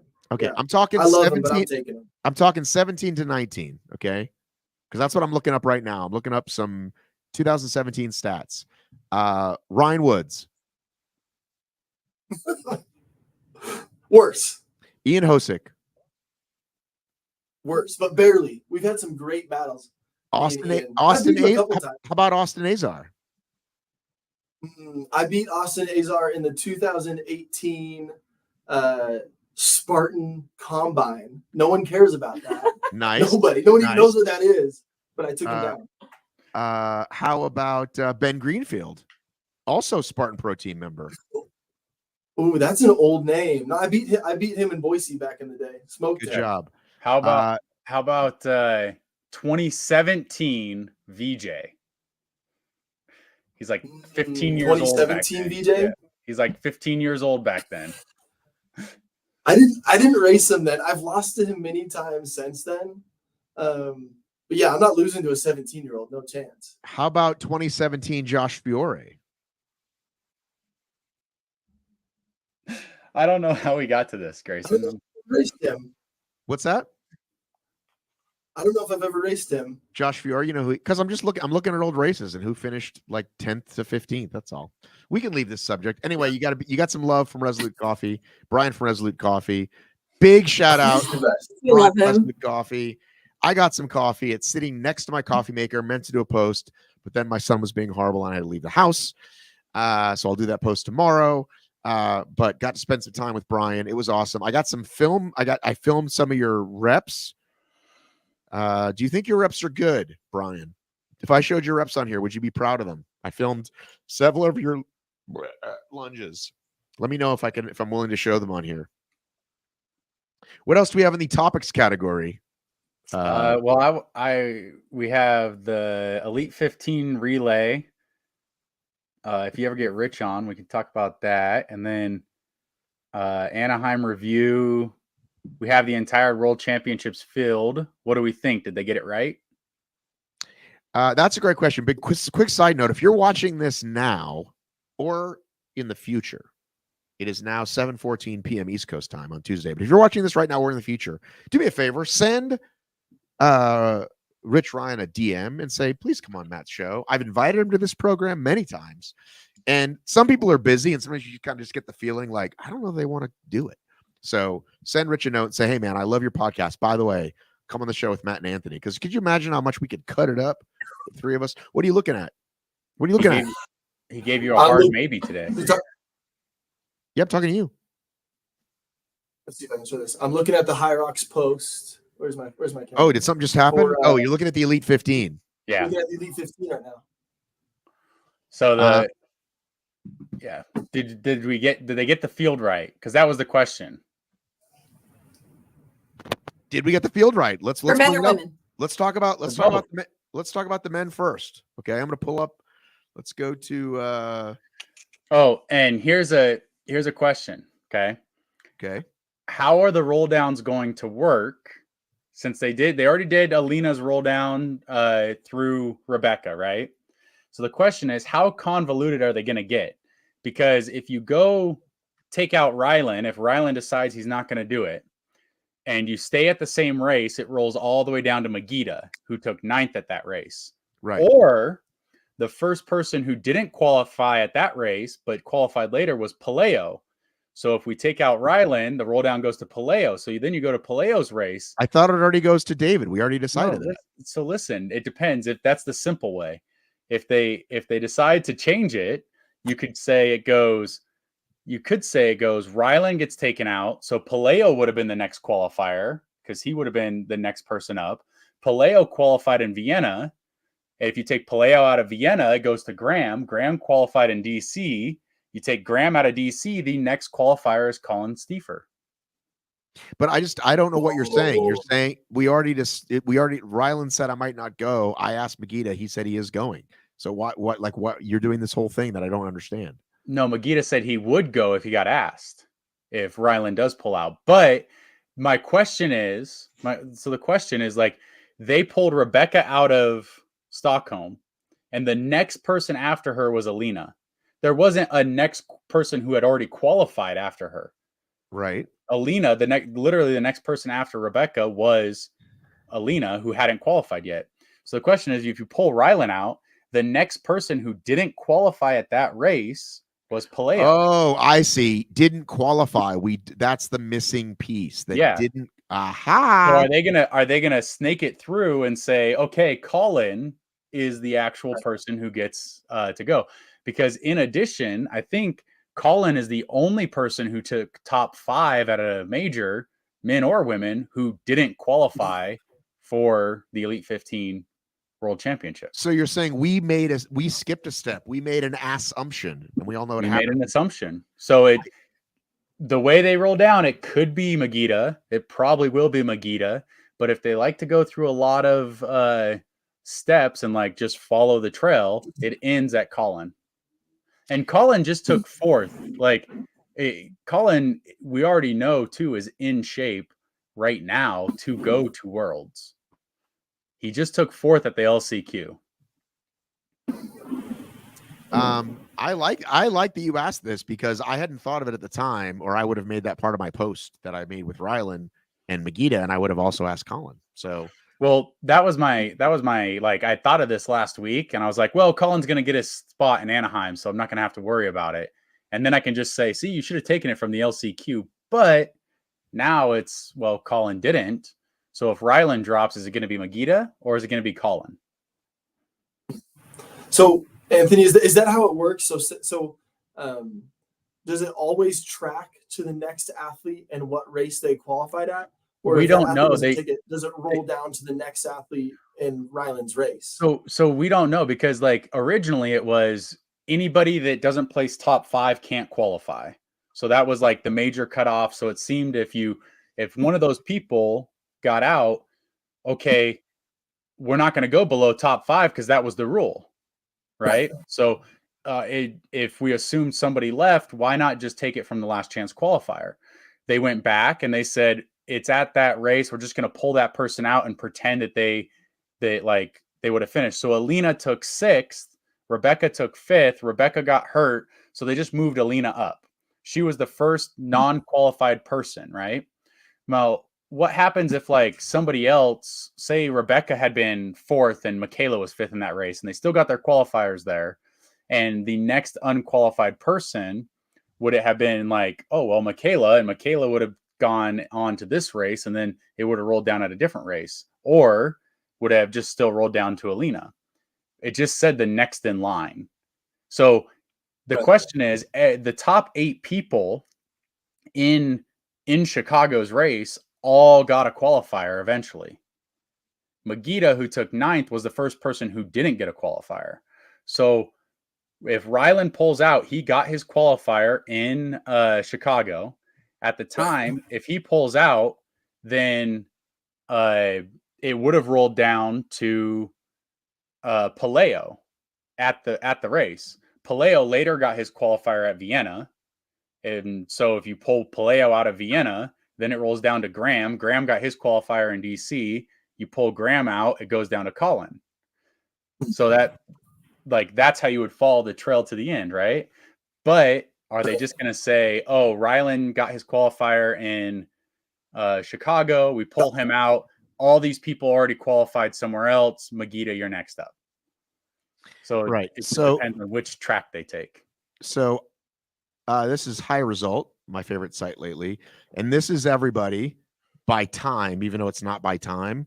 But just for shits and giggles, I pulled it up. So Hunter and JK are first, and then here's everybody else. So that's the question, is did they get it right? And what Todd asks is what are the changes? It changes the podium, the top 5.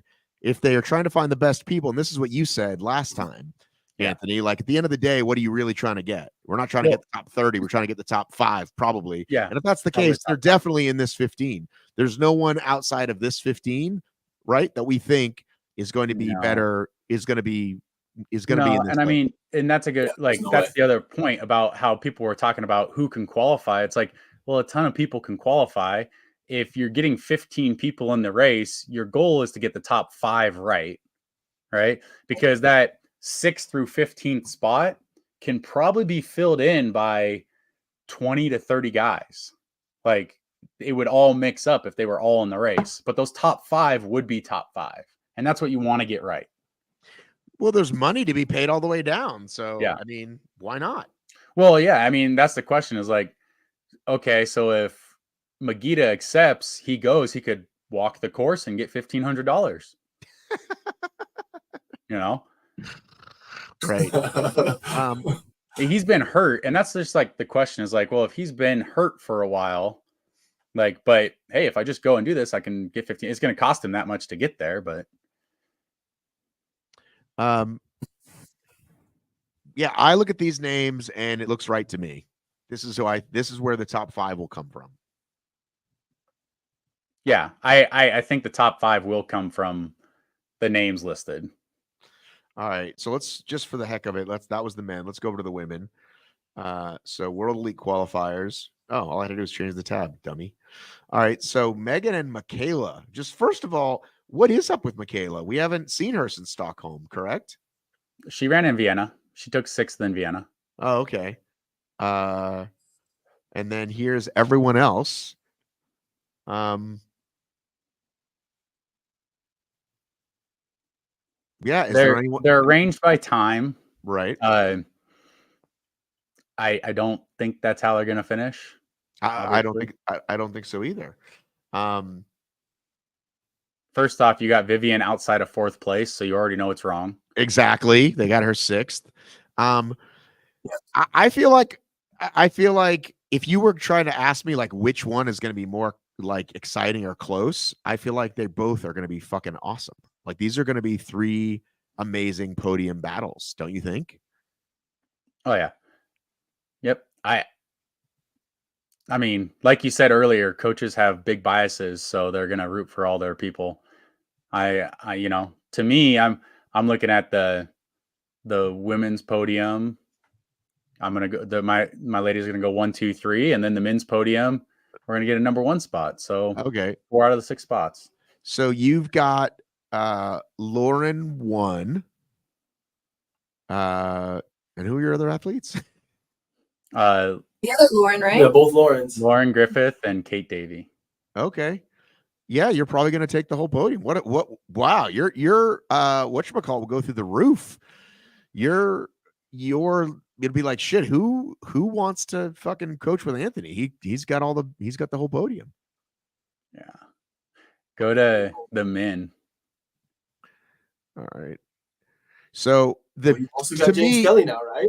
James.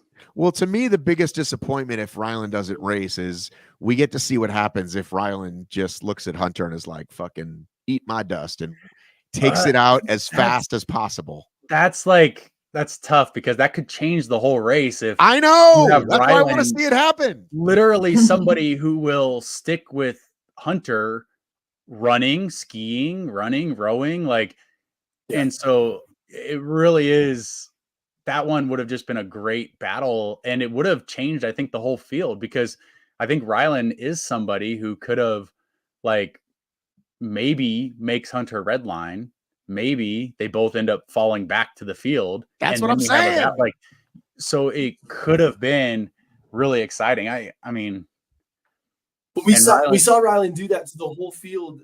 DEKA FIT 2022. Yeah, he took Kent out with him. They battled each other to the death and opened a door for Rich Ryan to slide right into that first spot position. Exactly. So man, that would be such an epic battle to see. I don't know. Here's the deal. Hunter's been around for a really long time. Like think about how much older Hunter is than Ryland. He's got so much experience. I don't know if Hunter goes out with him. Hunter might just let him go. Yeah, out he does. and He doesn't. burn He out. I doesn't don't know. he doesn't let somebody lead him. He like Yeah. if you watch some of his races, like in Stockholm, like he'll let somebody fast, but he doesn't let people come off the ski erg before him. So Sure. yeah, so he would have been. And I don't know that right Ryland there. would. I think watching Ryland's Chicago race, I don't think he would even attempt to ski what Hunter skis. That would be wild. Well, I mean, I don't know if you watch Hunter's stuff. Hunter was skiing like a 140, and Ryland can do that. He can ski those 135s, 140s, and hold it. So, I mean, here's the thing: we've never seen Hunter win a race if he's not ahead after the sled pull. That's a good point. If he's behind at the sled pull or after the sled pull, he's lost both races. One to Kent and then one to the field, the 3 in Leipzig. Now, I mean, it could be completely different things. He's in better shape. He's got a whole bunch of stuff, like completely different situations. So it could still happen. I'm just saying, like, that's a trend you've never seen happen. So, And I think even though he, Hey, can I ask a question? Not till I say this thing, then you can. Hunter would say hey, welcome, Shiz. Hunter would say he's not scared of anyone, but he's the least familiar with Ryan, right? So Yeah. whereas in his mind, if Kent's out or JK's out, he'd be like, oh, I'm fucking gonna take, you know what I'm saying? But Ryland, he really doesn't know. and I mean, and it's not just that. Alex is looking good. I don't know if you guys pay attention to Ronkovic. He's looking good, and I mean, Just went 50 flat. Was it 50 flat in the open world record today or this weekend? We don't acknowledge those either. What were you? That would be hard to do. That would be. It would be hard to do. It would be And hard. I mean, yes, he's a fast guy. He's moving like he's ready. I think everybody says he's ready. We are approaching the 2-hour mark, so I want to get your question, and then we're gonna wrap it up. Go ahead. You get the last question. Yes. Yeah, here's the deal. This is actually a question that a lot of my athletes have been asking me that are following this whole HYROX story. We see these times that are getting faster and faster, and people say course, new equipment, things like that. But the reality is there's a lot of athletes like James Kelly that have been racing and honing in their craft, and times are getting closer to Hunter's capability. You look at Anaheim, for example, Lucas's time pretty close to Hunter's time. So an athlete might come up to you and say, like, whoa, do you think Hunter is going to be threatened by these other athletes? My response has been, I don't think Hunter's showing us at all what he's really actually capable of yet. But I want to ask the group, do you think that there's anybody who is actually going to be a threat to Hunter, or is Hunter's Anaheim time not telling the whole story? I'm gonna go first because I know Anthony's gonna have a probably longer answer. I think I'll take the big sort of like Stephen A. Smith-ish thought about it, which again I usually don't do, but I say this is Hunter's last year to win it. I think the field is catching him. He's getting older, and I mean, is he 38? Come on. No. He's happy birthday to me. He's like 2 months younger than me. I think he's 34 right now. Really? God, he seems so much older. He's 34. Get out of here. He's no like way he's 34 or 35. Okay, well then I'll take that back. Then I'll take that back. He could win it next. I'm pretty sure he's 35. Yeah. The field is catching him. You can just like let that sit on your shoulders. The field is catching him in a way like the gap was like this, then it was like this, then it was like this. And I think, like the Tiger Woods thing, people do see him now as beatable. And I think that's a huge part of it.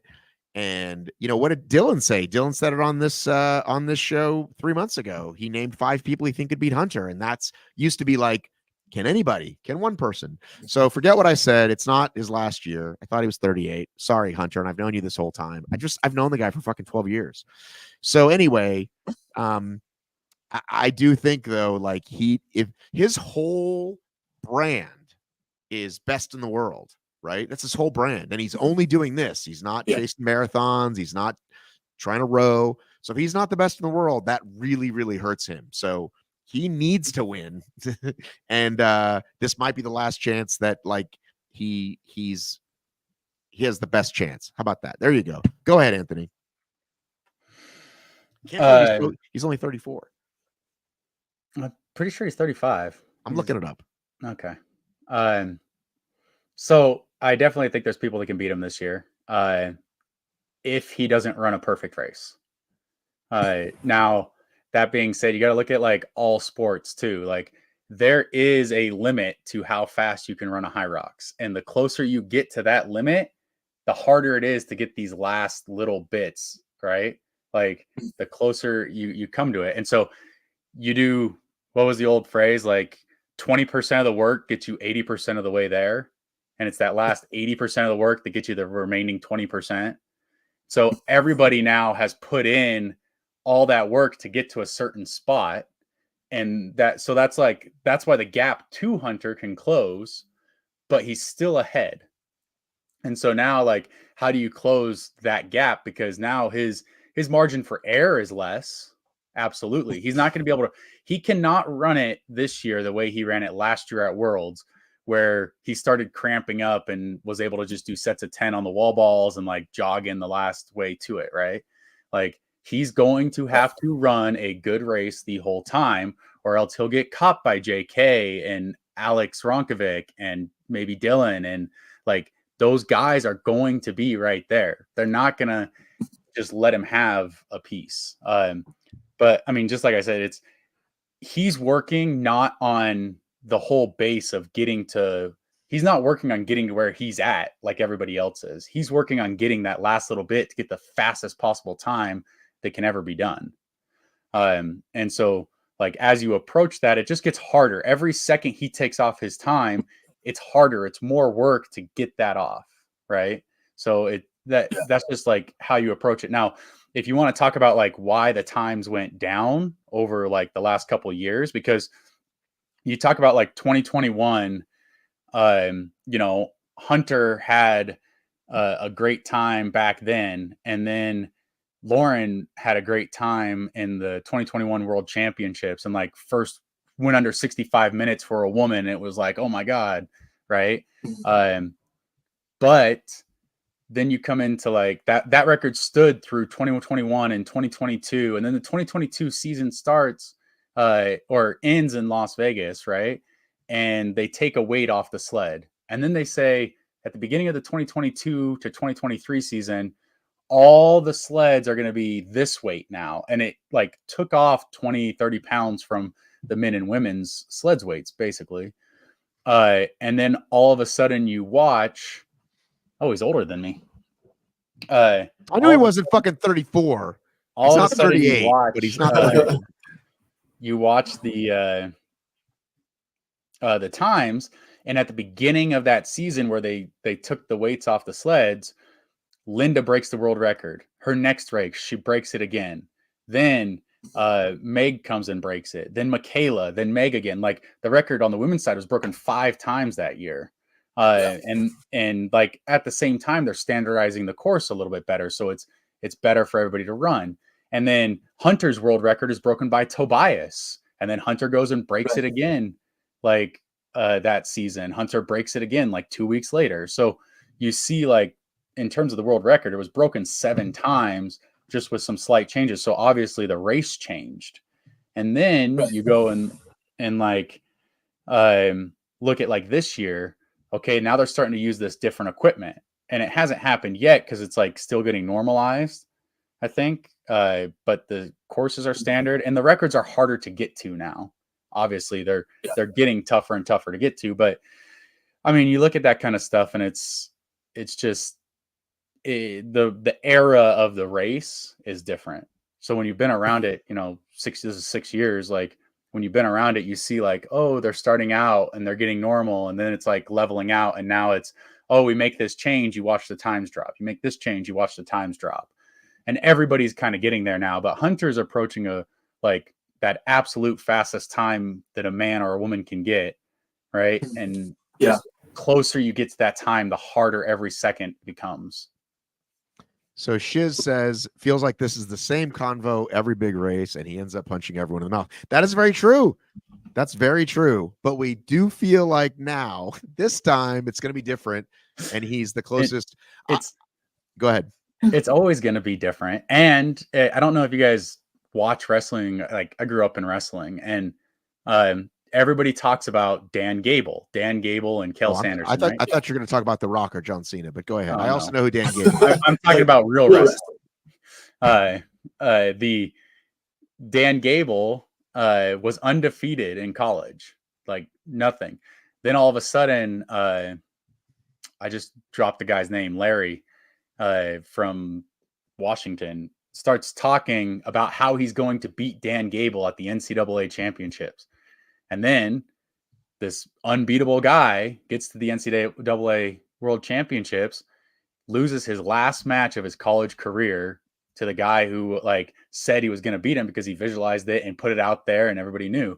So there will be a race. You know, Hunter's right now, he's this like enigma. He's only ever lost twice. And during both of them, he said once that he was out of shape, and the other one, it was just a run through for him, and good job to Kent. So now you're looking at like, well, who can beat Hunter if Hunter races well? And we don't know, but you always got to have hope. Yeah, Larry Owings. Washington's Larry Owings knocked off Iowa State's Dan Gable. It says 1970. That's not right. Yeah. Oh, I thought it was more recent. No, Dan Gable's older, man. Oh, okay. Gable's also the only person to never get scored on in the Olympics. He ran through the whole Olympics not allowing a point. All right. Well, listen, we're going to wrap it up there at the 2-hour mark. I want to thank everybody for watching. If you're watching this afterwards, comment and tell a friend and subscribe because I need the clicks, and tell Rich Ryan that he should do it. You can train with Anthony and a bunch of people named Lauren over at the Hybrid Engine. Quickly, you guys get to shout out your big event coming up that you want everybody to come to Iowa for. Or where are you from? Come on! Idaho. Idaho. Go ahead. Shout out your big Idaho race. Yeah, July 27th, we've got DEKA Strong and DEKA Strong teams. I was just messaging Bubbles the Clown is confirmed to be there for this DEKA Strong event.